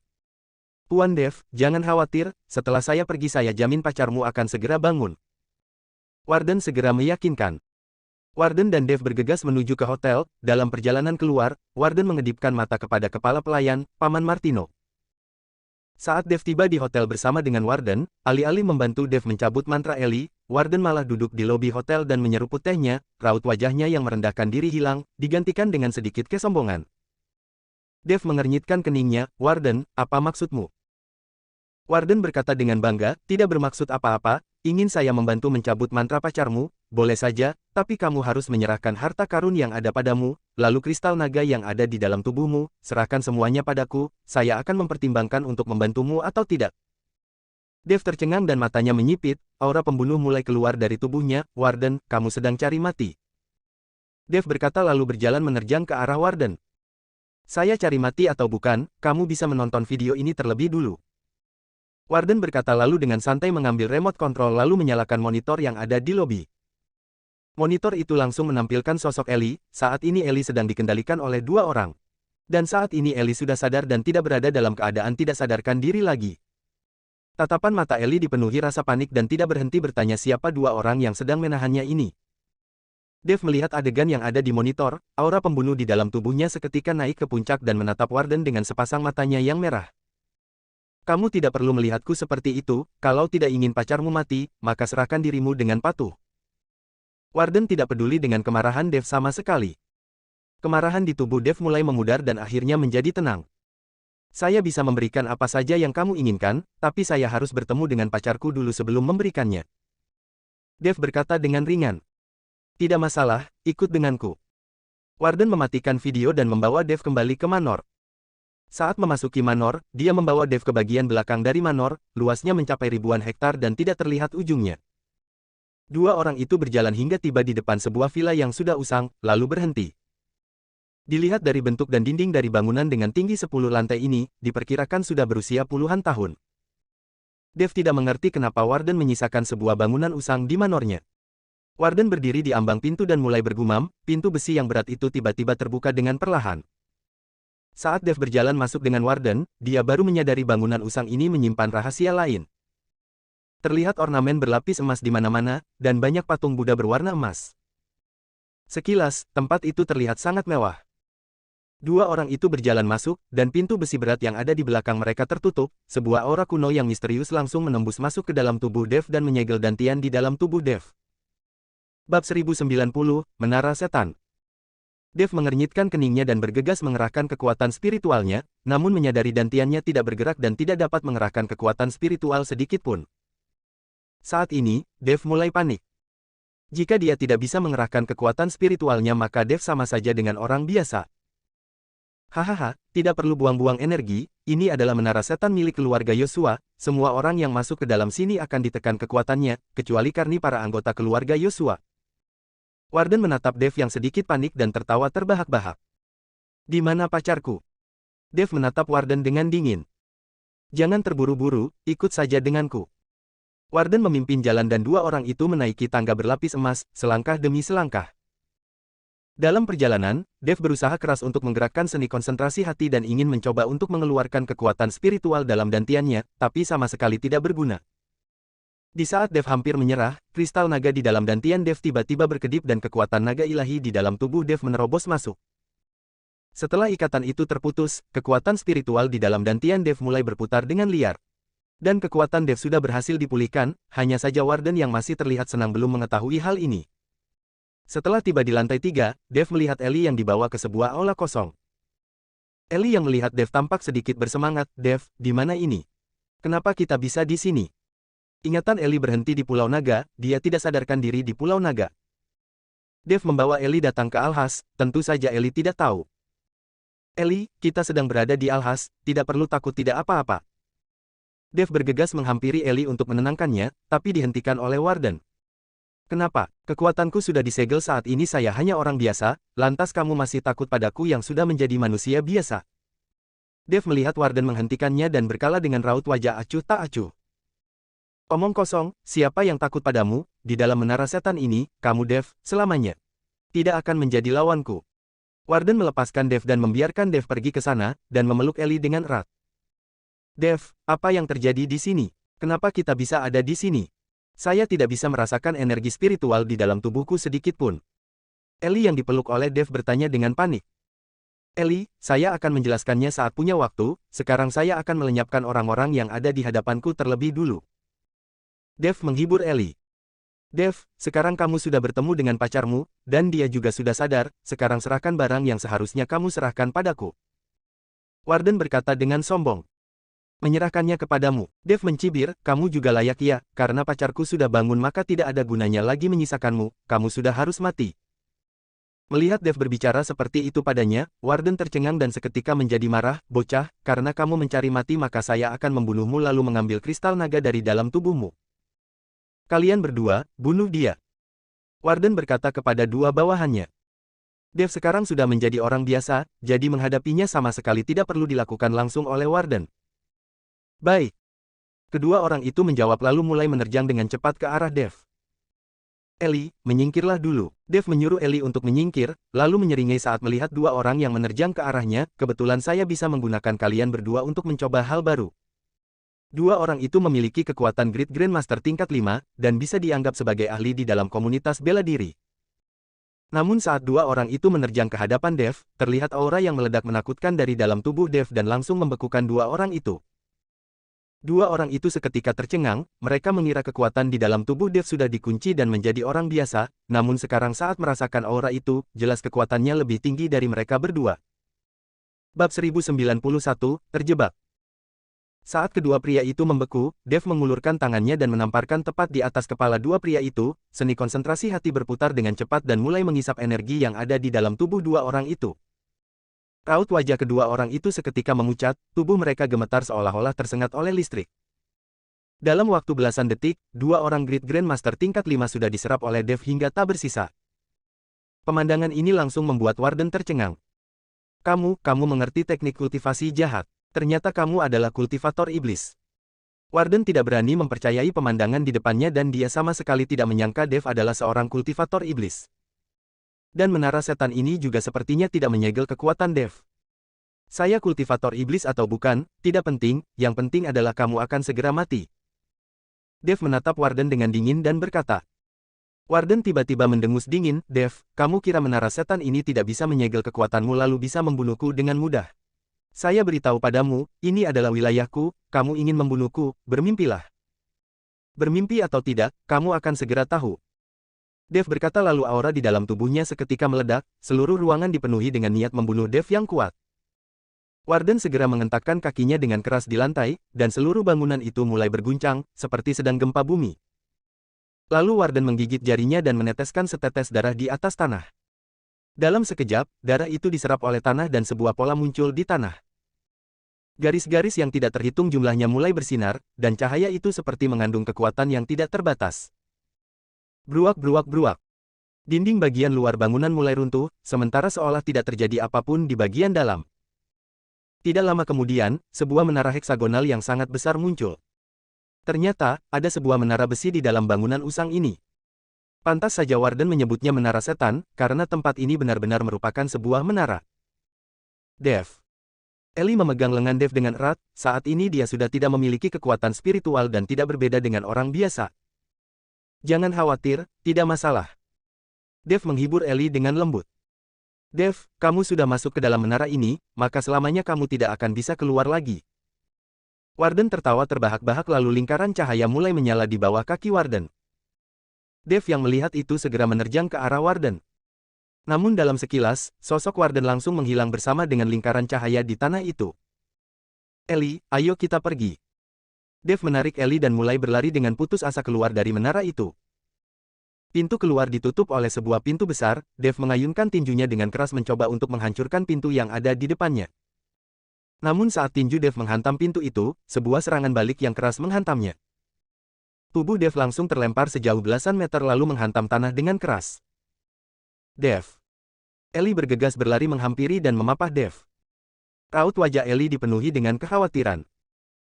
Dev menepuk-nepuk tanah di tubuhnya dan perlahan-lahan berjalan menuju pintu itu lagi, melihat pintu besi setinggi beberapa meter, tanpa pola maupun ukiran di atasnya, hanya sebuah pintu besi biasa yang tidak istimewa sama sekali, namun serangan balik yang Dev rasakan tadi, bagaimana bisa begitu kuat? Dev, mungkinkah tempat ini disegel, jadi kamu tidak bisa membuka pintu itu? Ellie mengingatkan. Walau disegel, saya juga harus membukanya. Dev menyipitkan sepasang matanya, lalu mengepalkan tinjunya. Cahaya keemasan bersinar di atas tinjunya, dan aliran kekuatan naga ilahi melingkar di kedua tinjunya. Buka! Dev berteriak dengan marah, sepasang tinjunya dilayangkan bersamaan dan menghantam pintu besi itu dengan keras. Bam! Sebuah serangan balik yang lebih besar menghantam tubuh Dev dan membuat tubuh Dev terhempas lurus sejauh puluhan meter, menghantam dinding dengan keras dan berhenti. Bab 1092, Kehendak Langit. Semua organ dalam Dev terguncang dan darah mengalir keluar dari sudut mulutnya. Ellie berlari menghampiri dengan cemas, dan membantu Dev menyeka darahnya dengan lembut. Dev menatap pintu besi itu dan sesuatu tiba-tiba melintas di benaknya. Saya mengerti, pintu besi ini akan membalikkan seluruh serangan saya, semakin kuat saya mengerahkan tenagaku, maka serangan baliknya akan semakin kuat, sepertinya tidak mungkin menggunakan kekuatan untuk menghancurkan segel ini. Dev berkata sambil mengernyitkan keningnya. Lalu apa yang harus kita lakukan? Apakah kita akan terjebak di dalam sini? Ellie berkata dengan raut wajah panik. Tidak ada yang bisa dimakan di sini, jika terjebak di sini, mereka pasti akan mati kelaparan. Namun Dev sudah memasuki tahap inti emas, walau dia tidak makan dan tidak minum, tidak akan menjadi masalah, hanya saja Ellie tidak bisa, saat ini dia tidak memiliki kekuatan dan sama seperti orang biasa, tanpa makanan dan minuman, dia tidak akan bertahan lebih dari beberapa hari. Karena pintu keluar tidak bisa dibuka, maka kita harus pergi ke atas untuk memeriksa. Dev mengatur auranya dan mulai membawa Ellie berjalan ke atas menara. Namun saat mereka tiba di tangga, sebuah tirai cahaya tiba-tiba menghalangi jalan menuju ke tangga, dan secara langsung menghalangi Dev untuk naik ke atas. Lantas tidak bisa naik ke atas juga. Ellie berkata dengan sedikit kaget saat melihat tirai cahaya itu muncul. Ellie, mundurlah dulu, saya akan memeriksanya. Dev tidak tahu apa yang terjadi, jadi dia meminta Ellie untuk mundur. Dev perlahan-lahan mengulurkan tangannya ke arah tirai cahaya, saat telapak tangannya menyentuh tirai cahaya, dia seolah-olah tersengat oleh listrik. Kemudian, beberapa gambaran seketika muncul seperti sebuah teknologi yang canggih. Meskipun gambar itu melintas dengan sangat cepat, tapi Dev melihatnya dengan jelas, ada seseorang yang sedang berlatih tinju di gambar itu. Dev secara alami melakukan beberapa gerakan sesuai dengan gambar itu dan tirai cahaya di depannya seketika menghilang. Dev berjalan ke atas dengan ekspresi kaget, dan menyadari tidak ada bahaya atau halangan yang ditemukan.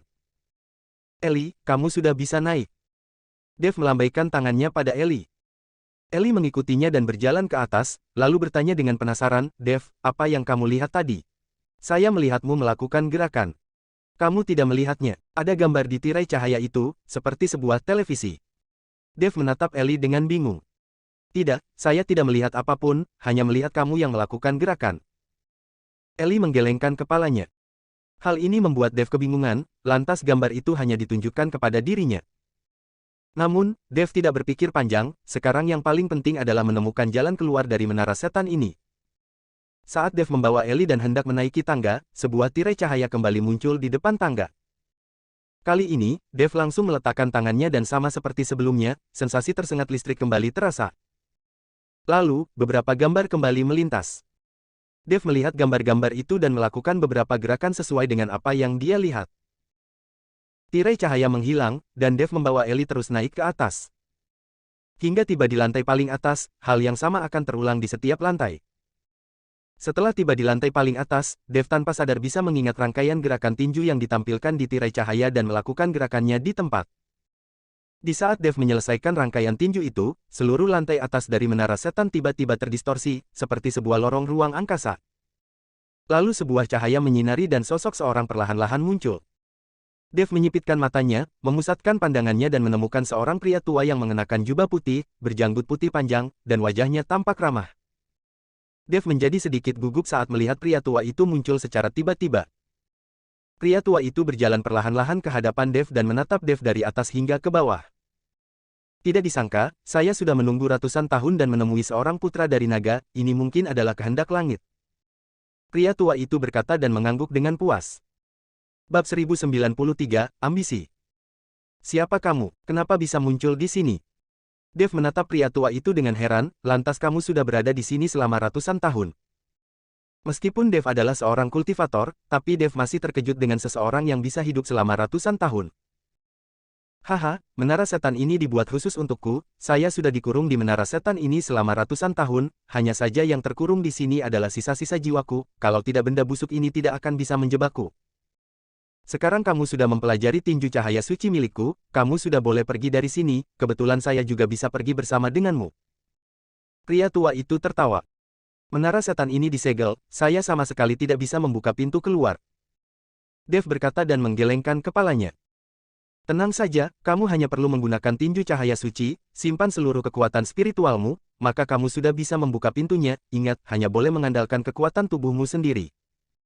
Pria tua itu memperingatkan Dev. Setelah berkata, pria tua itu juga perlahan-lahan menghilang.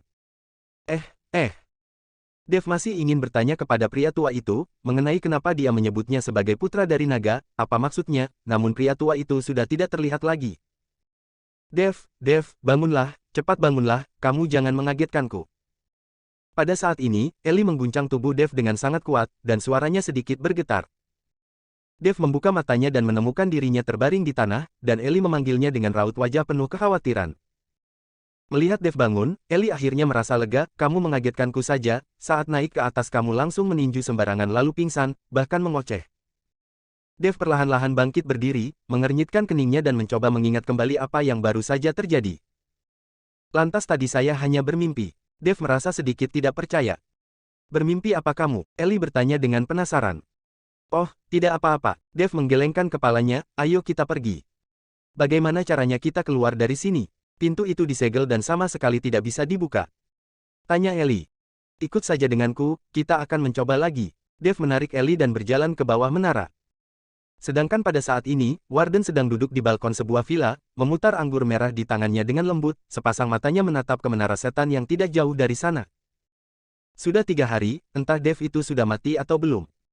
Warden menyesap anggur merahnya dengan lembut.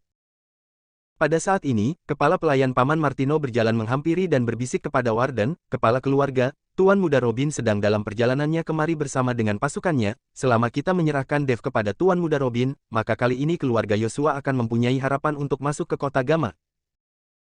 Saat keluarga Yosua memasuki kota Gama, tidak lama setelah itu, jabatan ketua aliansi seni bela diri akan menjadi milikku, pada saat itu seluruh dunia bela diri harus mendengarkan perintahku.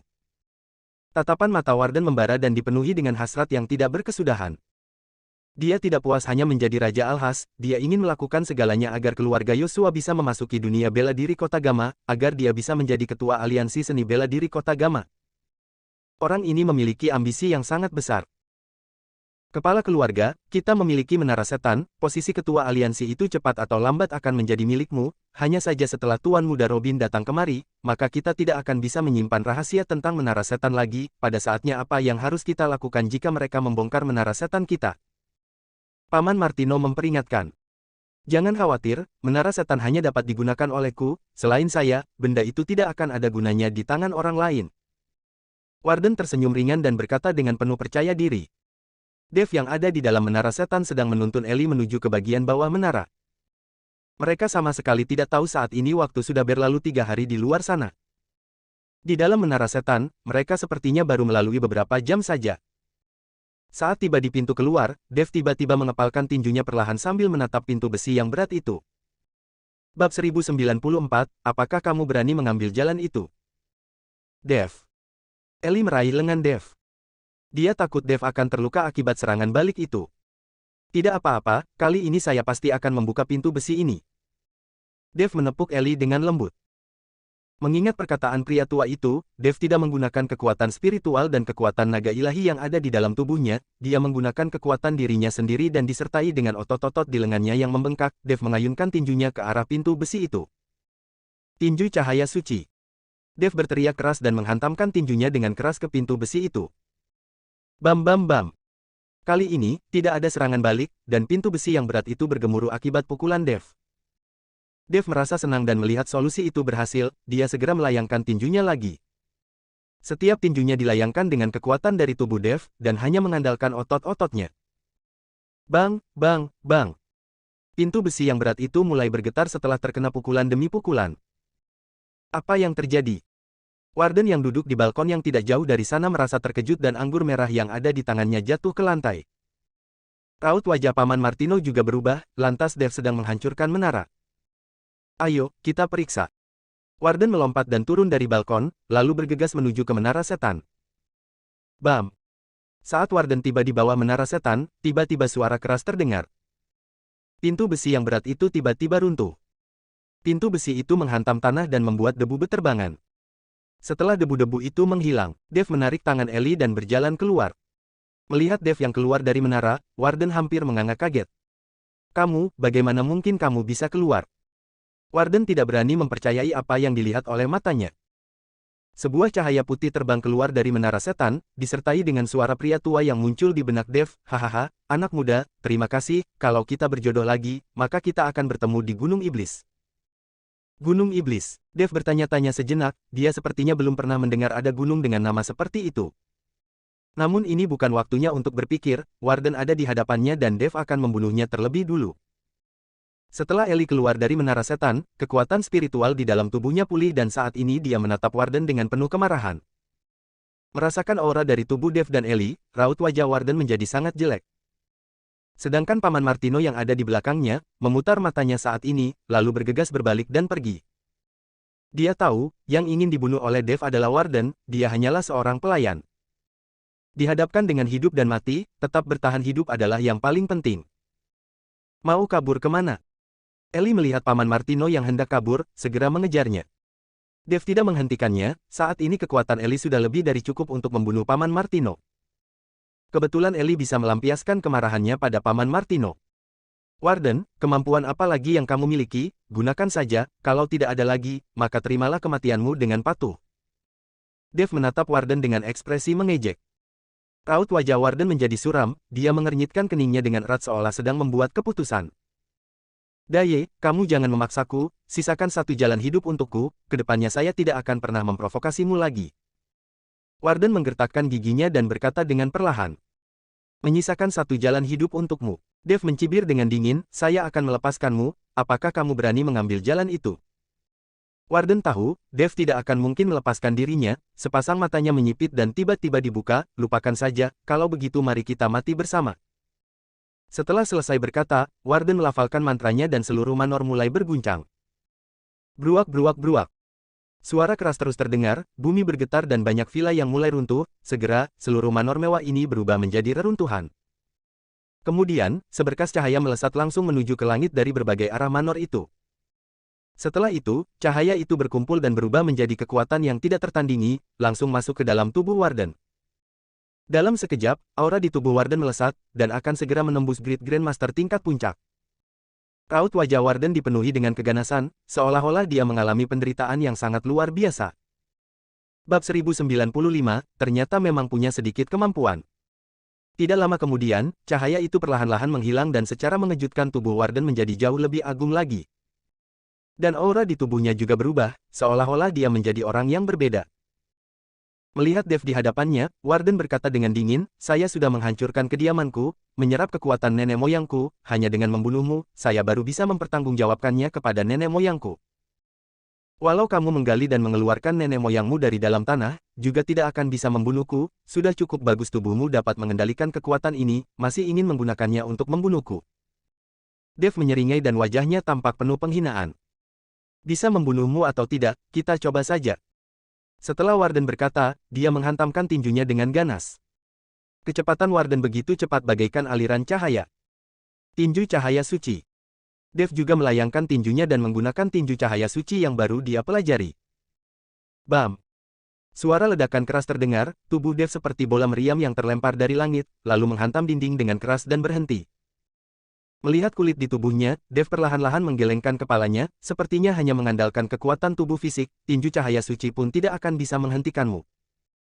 Kamu terlalu arogan.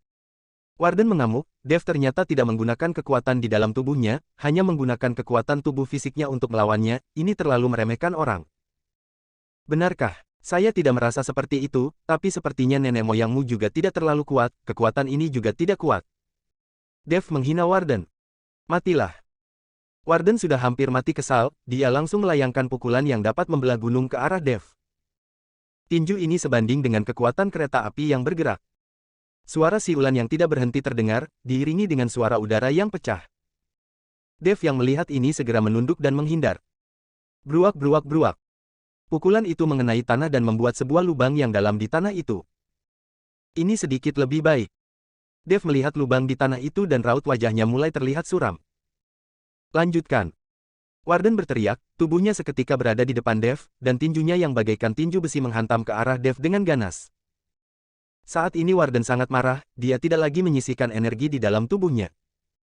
Dev yang melihat itu segera memadatkan kekuatan spiritual di dalam dantiannya dan menyambut tinju itu. Bam! Kedua tinju itu bertabrakan, tubuh Warden mundur 3 langkah berturut-turut sedangkan tubuh Dev langsung terbang keluar. Ternyata memang punya sedikit kemampuan. Dev menstabilkan dirinya dan tatapan matanya menunjukkan semangat bertarung yang kuat. Semakin kuat lawannya, maka semakin kuat pula semangat bertarung Dev. Kalau lawannya dapat dikalahkan dengan satu tamparan, maka itu tidak menarik bagi Dev. Dev mulai serius, cahaya keemasan di tubuhnya meningkat, dan sisik-sisik yang memancarkan cahaya agung di bawah sinar matahari mulai muncul. Tubuh emas yang tidak bisa hancur digunakan secara maksimal oleh Dev, saat ini seluruh tubuh Dev dibungkus dengan sisik-sisik emas, dan tubuh fisiknya juga mengeras. Tidak peduli sekuat apa tubuh emas yang tidak dapat hancur milikmu, juga akan hancur di hadapan kekuatan yang absolut. Setelah 2 pukulan, kepercayaan diri Warden meledak. Dia belum pernah merasakan kekuatan yang begitu menakutkan sebelumnya, hanya saja kekuatan seperti ini memiliki umur yang pendek, saat kekuatan itu hilang, maka hidup Warden juga sudah berakhir, namun Warden sudah tidak memiliki pilihan lain saat ini. Kediamannya telah hancur, dia sudah tidak punya pilihan lagi selain mati bersama dengan Dev. Kalau begitu coba saja. Dev meledakkan kekuatan naga ilahi di dalam tubuhnya, cahaya keemasan bersinar di atas kedua tinjunya, lapisan kekuatan naga ilahi yang samar-samar terlihat oleh mata telanjang berubah menjadi 2 ekor naga emas yang kecil, dan mengelilingi sepasang tinju Dev. Tinju cahaya suci. Dev menggunakan kekuatan naga ilahi untuk melakukan jurus tinju cahaya suci yang baru dipelajarinya tadi. Dengan mengandalkan kekuatan fisiknya saja, kekuatan tinju cahaya suci dapat merobohkan pintu besi yang berat itu. Sekarang jika digunakan dengan kekuatan naga ilahi, maka kekuatan dari tinju cahaya suci ini akan bertambah ratusan bahkan ribuan kali lebih kuat. Bab 1096, segala sesuatu lahir dari pikiran. Warden yang melihat ini segera menghantamkan tinjunya dengan ganas. Bam! 2 kekuatan yang besar bertabrakan, dan kali ini hampir seluruh kota Leta dapat mendengar suara ledakan yang dahsyat. Dalam sekejap, angin menyapu dengan ganas dan langit berubah warna. Seperti hari kiamat. Keruntuhan dinding-dinding kediaman mewah yang masih tersisa kini sudah menjadi abu. Dari kediaman dengan luas ribuan hektar itu hanya tersisa menara setan yang masih berdiri dengan utuh. Dengan pukulan ini, kedua orang itu seimbang dan tubuh mereka melangkah mundur. Ini adalah kekuatanmu yang paling kuat. Warden menyipitkan matanya, lalu merentangkan kedua tangannya seperti sedang memeluk sesuatu. Nenek moyang, beri saya kekuatan. Warden berteriak marah, lalu sebuah cahaya melesat keluar dari dada Warden, seolah akan membelah Warden. Raut wajah Dev seketika berubah menjadi serius. Dia dapat merasakan aura di dalam tubuh Warden menjadi semakin kuat, bahkan sudah melebihi kekuatan Wiwanto yang merupakan Great Grandmaster tingkat puncak. Sebuah bola cahaya memadat di depan dada Warden, lalu bola cahaya itu melesat dengan cepat ke arah Dev. Kecepatan bola cahaya itu begitu cepat hingga Dev sama sekali tidak bisa menghindarinya tepat waktu. Bam! Tubuh Daya terlempar dan menghantam tanah dengan keras. Jejak darah mulai mengalir di sudut mulutnya, cahaya keemasan di tubuhnya meredup dan sisik-sisik emas yang membungkus tubuhnya mulai hancur sedikit demi sedikit. Dev, hari ini kamu harus mati, saya akan menggunakan hidupku untuk memastikan kematianmu. Warden berkata dan melayangkan sebuah cengkeraman dengan ganas. Sebuah tangan besar yang bercahaya, langsung mencengkeram Dev dan membawa Dev ke hadapan Warden. Warden kemudian menghantamkan tinjunya dengan keras ke dada Dev. Matilah. Warden meraung, dia tahu dirinya tidak bisa menahan kekuatan ini lebih lama lagi, jadi dia akan membunuh Dev selagi kekuatannya belum menghilang. Aura di tubuh Warden sudah mencapai puncaknya. Dev menarik nafas panjang dan menggunakan kekuatan spiritual untuk membungkus dirinya, ditambah dengan tubuh emasnya yang tidak dapat dihancurkan, dia menahan pukulan dari Warden. Bruak. Cahaya keemasan di tubuh Dev meredup, sisik emasnya langsung runtuh dan menghilang dalam sekejap. Memperlihatkan kulitnya yang berwarna perunggu, saat ini Dev hanya bisa menggunakan tubuh fisiknya untuk melawan serangan Warden. Warden yang melihat hal ini merasa sangat gembira, dan segera mengayunkan satu pukulan lagi dengan ganas. Raut wajah Dev berubah menjadi berat, dan pedang naga yang membara muncul di tangan kanannya saat ini. Pedang naga yang berkobar dengan aura yang tak terkalahkan seketika menebas lengan Warden. Warden yang melihat hal ini segera mundur dengan cepat. Pedang naga di tangan Dev masih membuat Warden merasa takut. Dev menatap Warden, dia menyadari kekuatan anak ini samar-samar sudah melebihi Wiwanto, bahkan saat menghadapi Wiwanto, Dev tidak begitu menyedihkan. Sepertinya dengan mengorbankan nyawa, dan menggunakan kekuatan leluhur sebagai gantinya tidak bisa dianggap remeh. Sudah terlambat untuk mengeluarkan pedangmu sekarang. Warden berkata dan mengangkat tangannya perlahan. Dalam sekejap, tanah berguncang, dan tepat di atas kepala Dev, sebuah tangan besar mengarah dari langit dan menamparkan ke arah Dev dengan ganas. Dev yang melihat ini segera mengayunkan pedang naga ke arah tangan itu. Beberapa energi pedang melintas, tapi tidak membuat tangan raksasa itu berhenti. Dia menggunakan seluruh kekuatan spiritual dan kekuatan naga ilahi yang ada di dalam tubuhnya untuk melawan, tapi tetap tidak bisa menghentikan pergerakan tangan raksasa itu. Namun di saat itu, semua gambaran tinju cahaya suci yang Dev pelajari di Menara Setan muncul dan tidak berhenti melintas di benak Dev. Setiap gambar, mewakili sebuah gerakan tinju. Hingga pada akhirnya, semua gambaran itu bergabung menjadi satu sementara di dalam benak Dev muncul sebuah suara orang tua, ketiadaan dan keterbatasan, gambaran lahirnya Dharma, kelahiranku melahirkan segalanya, kematianku melenyapkan segalanya, segala sesuatu di dunia terlahir dari pikiran. Bab 1097, tidak realistis. Dev mengernyitkan keningnya, mulutnya tidak berhenti menggumamkan kalimat itu. Dia tidak mengerti apa maksud dari kalimat ini, dan tidak memahaminya. Hahaha, Dev, sekarang sudah tidak ada gunanya kamu memohon ampun. Warden melihat Dev yang bergumam mengira dia sedang memohon pengampunan. Tangan raksasa itu memiliki kekuatan yang dapat menghancurkan langit dan bumi, dan menamparkan Dev dengan ganas. Bam! Akhirnya, tangan raksasa itu menghantam dengan sangat keras, membuat sebuah lubang lebih dari 10 meter muncul di tanah. Debu yang tidak terhitung jumlahnya berterbangan, dan Warden menghela nafas panjang, Dev akhirnya sudah mati. Namun Warden menatap kekacauan di area kediamannya dengan tidak rela, dia tidak ingin mati, tapi tidak ada cara lain. Dia dipaksa untuk mengorbankan nyawanya, dan mati bersama dengan Dev. Lahir di sini, dan dikuburkan di sini juga bisa dianggap kembali ke rumah. Warden perlahan-lahan memejamkan matanya dan menunggu hingga kekuatannya menghilang. Namun di saat ini, ada pergerakan dari lubang yang dalam itu. Warden segera membuka matanya dan melihat sebuah tangan yang terulur keluar dari tumpukan debu, diikuti dengan sebuah kepala. Dev berdiri dan mengibaskan debu di sekujur tubuhnya. Terlihat aura di tubuh Dev sedang terbakar dan niat membunuh yang mengerikan seolah menyelimuti udara. Bagaimana mungkin ini terjadi? Lantas Dev sudah menembusnya. Warden menatap Dev yang auranya sudah berubah, tatapan matanya dipenuhi dengan kepanikan. Sedangkan, tatapan mata Dev menjadi kusam, dia masih memikirkan kalimat yang muncul di benaknya tadi. Segala sesuatu di dunia terlahir dari pikiran. Dev berkata lalu mengambil langkah demi langkah keluar dari lubang yang dalam itu. Saat ini Warden membeku dan tidak langsung menyerang Dev. Segala sesuatu di dunia terlahir dari pikiran, saya mengerti. Hahaha. Tiba-tiba Dev tertawa terbahak-bahak seperti orang gila. Sepasang mata Dev lalu menatap Warden, saat ini bagi Dev, hanya terlihat sosok Warden dan hal lainnya sudah tidak ada lagi. Dev, berhentilah berpura-pura, karena saya tidak membunuhmu dengan pukulan tadi, maka saya akan menamparmu sekali lagi.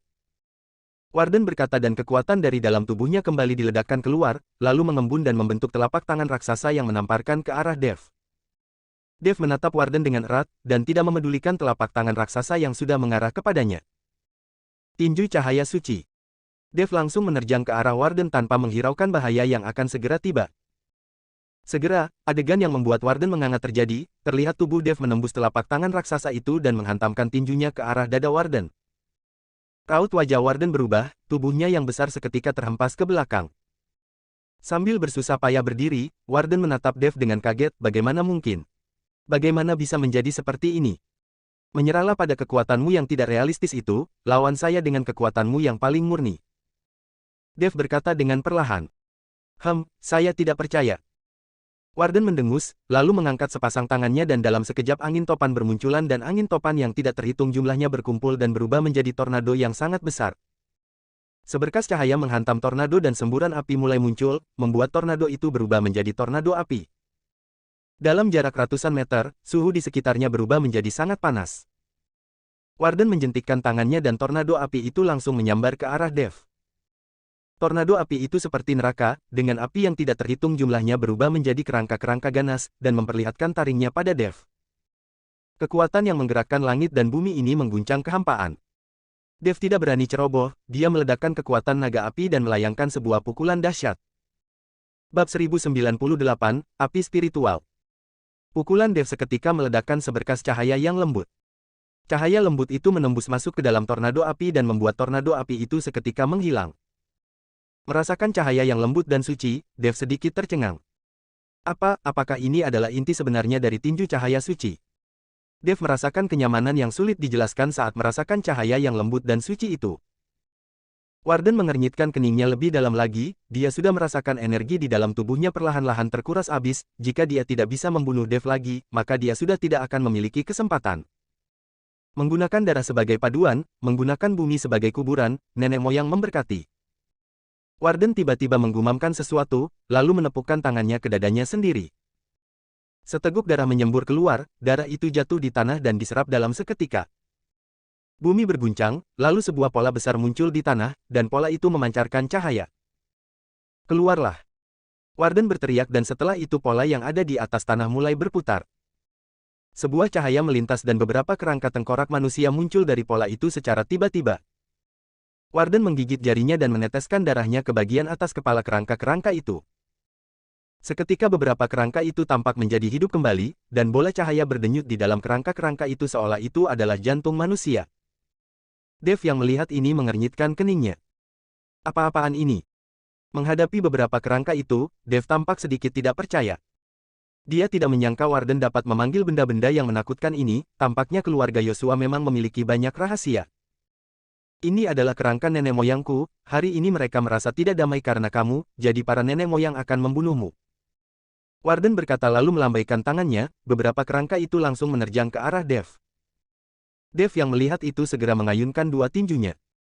Angin tinju yang kuat menghantam kerangka-kerangka itu, namun yang mengejutkan, itu tidak ada gunanya, kedua pukulan itu menembus kerangka-kerangka itu, dan tidak menyebabkan apapun. Haha, tidak ada gunanya, mereka memang sudah menjadi benda mati, jadi tidak akan takut pada kekuatan tinjumu. Warden tertawa. Pada saat ini, sebuah kerangka sudah tiba di hadapan Dev dan mencakar Dev. Luka berdarah langsung terlihat di depan tubuh Dev. Tubuh emas yang tidak bisa hancur dirusak oleh kerangka-kerangka itu. Melihat luka berdarah di dadanya, wajah Dev menjadi suram. Karena kamu menggunakan teknik sihir seperti ini, maka saya juga akan menggunakan teknik sihirku untuk membalasmu.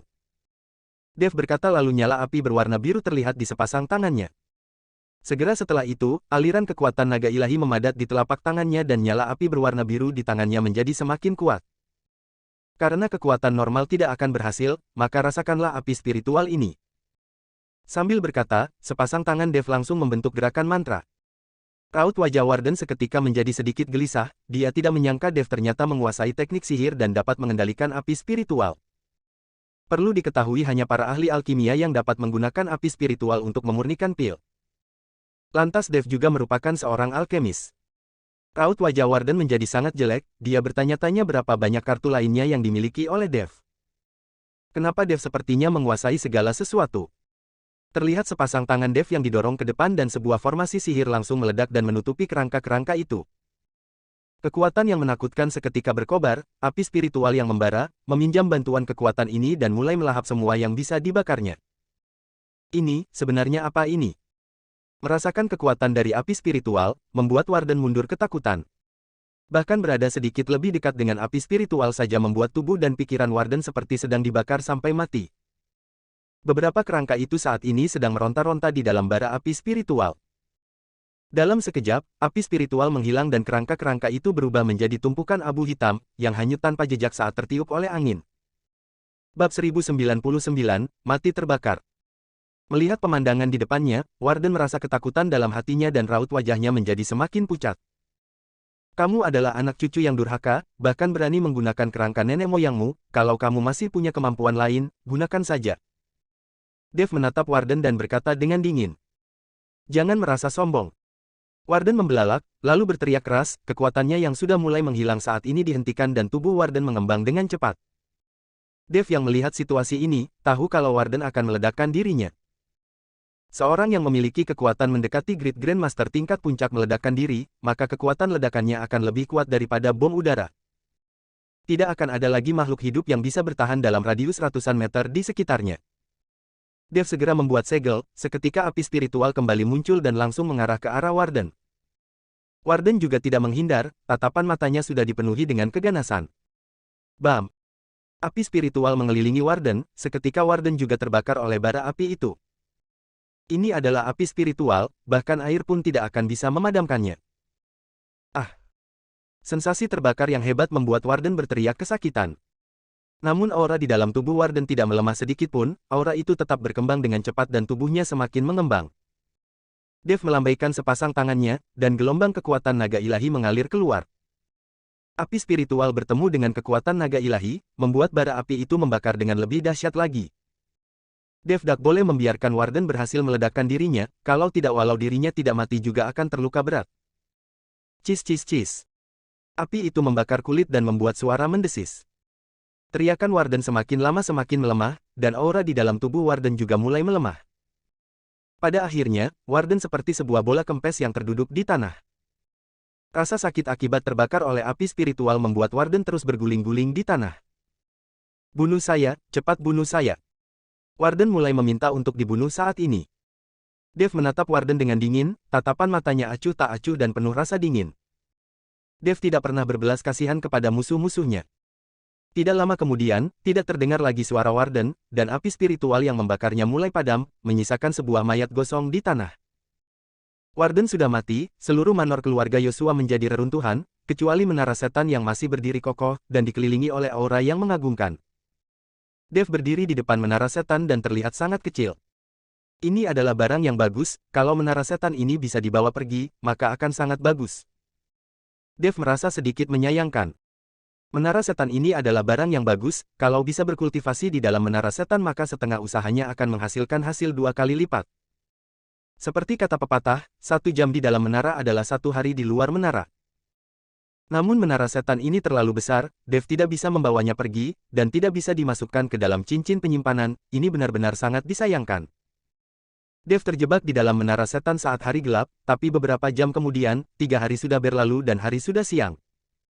Kalau begitu bukankah 1 hari latihan di dalam menara setara dengan hampir 1 bulan di luar menara? Setelah menatap menara setan dengan enggan, Dev hanya bisa pergi dan mencari Ellie. Saat ada kesempatan, dia akan datang kemari dan mencoba untuk menjadikan manor ini sebagai wilayah miliknya. Dengan menyebarkan kesadaran spiritual, Dev segera melacak keberadaan Ellie dan segera mengejarnya. Saat ini, Ellie sedang mencari Paman Martino dengan cemas. Melihat Dev datang, Ellie segera bertanya, Dev, bagaimana dengan orang itu? Sudah mati, kata Dev. Mendengar Warden sudah mati, Ellie tidak merasa kaget, karena dengan kekuatan Dev saat ini, Warden sama sekali tidak menjadi lawannya. Menyebalkan sekali, tua bangka itu melarikan diri, jika dia tidak mengandalkan keakrabannya dengan wilayah ini, saya pasti sudah membunuhnya sejak awal. Ellie berkata dengan marah. Bukankah hanya seorang bawahan, biarkan saja dia kabur.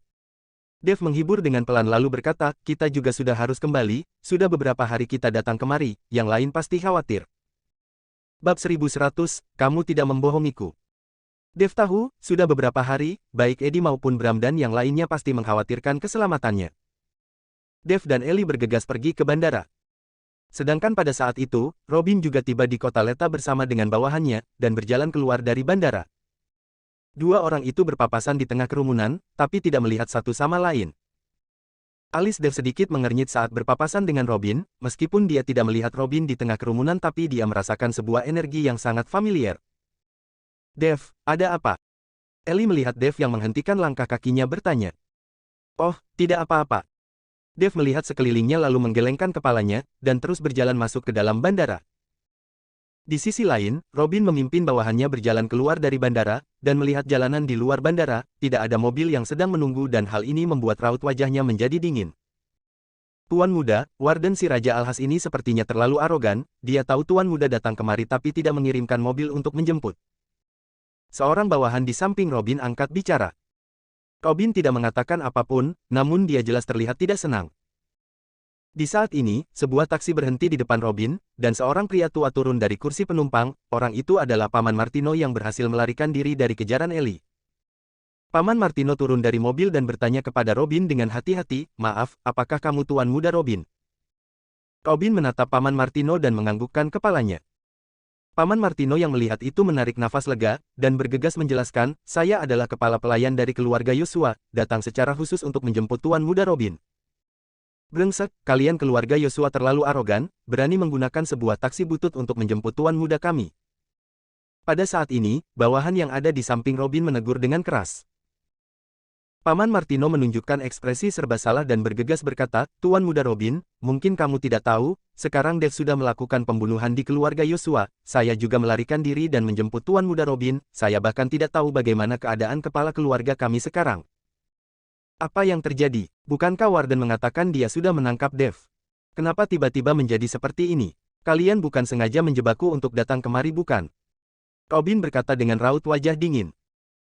Bukan, kami mana mungkin berani menjebak tuan muda Robin." Saat itu Dev memang sudah dikurung oleh kepala keluarga di dalam menara setan, namun entah bagaimana Dev bisa kabur dan sekarang kepala keluarga sepertinya sedang bertarung dengannya. Paman Martino menjelaskan sambil mengibaskan tangannya. "Tuan muda, apa yang harus kita lakukan?" Bawahan itu bertanya kepada Robin dengan suara pelan. Sekarang, karena Dev tidak terkurung dan sedang bertarung dengan Warden, jika Robin pergi ke sana maka dia juga pasti akan terjerat ke dalam konflik dengan Dev. Saat di Pulau Naga, Robin dan Warden bekerja sama dan tidak bisa menang melawan Dev. Jika dia pergi ke sana sekarang, sepertinya juga tidak akan menjadi lawan Dev. Karena Dev baru saja mengalahkan seorang August yang mendapat julukan orang paling berbakat. Bahkan Wiwanto juga dipaksa untuk membakar esensi darahnya oleh Dev. Sekarang Robin tidak tahu sekuat apa kekuatan Dev. Jika dia terlibat konflik dengan Dev, maka dia akan menjerumuskan dirinya dengan sia-sia pada akhirnya. Setelah berpikir sejenak, Robin mengibaskan tangannya dan berkata, "Kita pulang." Paman Martino melihat Robin yang hendak pulang segera menghentikan Robin dengan cemas, "Tuan muda Robin, Dev bertarung dengan kepala keluarga di kediaman keluarga Yosua, dia pasti tidak akan bisa menang. Kepala keluarga kami memiliki menara setan, itu adalah sebuah menara pusaka yang diwariskan dari masa lalu, menghabiskan 1 jam untuk berlatih di dalam menara itu sama dengan 1 hari di luar menara. Kepala keluarga kami mengandalkan menara setan ini untuk mendapatkan posisi Raja Alhas, sekarang menara setan hanya dapat dipergunakan oleh kepala keluarga kami, jika Tuan muda Robin dapat membunuh Dev bersama dengan kepala keluarga kami, maka saya rasa kepala keluarga juga tidak akan bisa merahasiakan rahasia tentang menara setan ini lagi." Robin yang mendengar itu seketika tercengang dan menatap Paman Martino dengan tidak percaya, "Ada harta karun seperti itu? Kamu tidak membohongiku bukan?"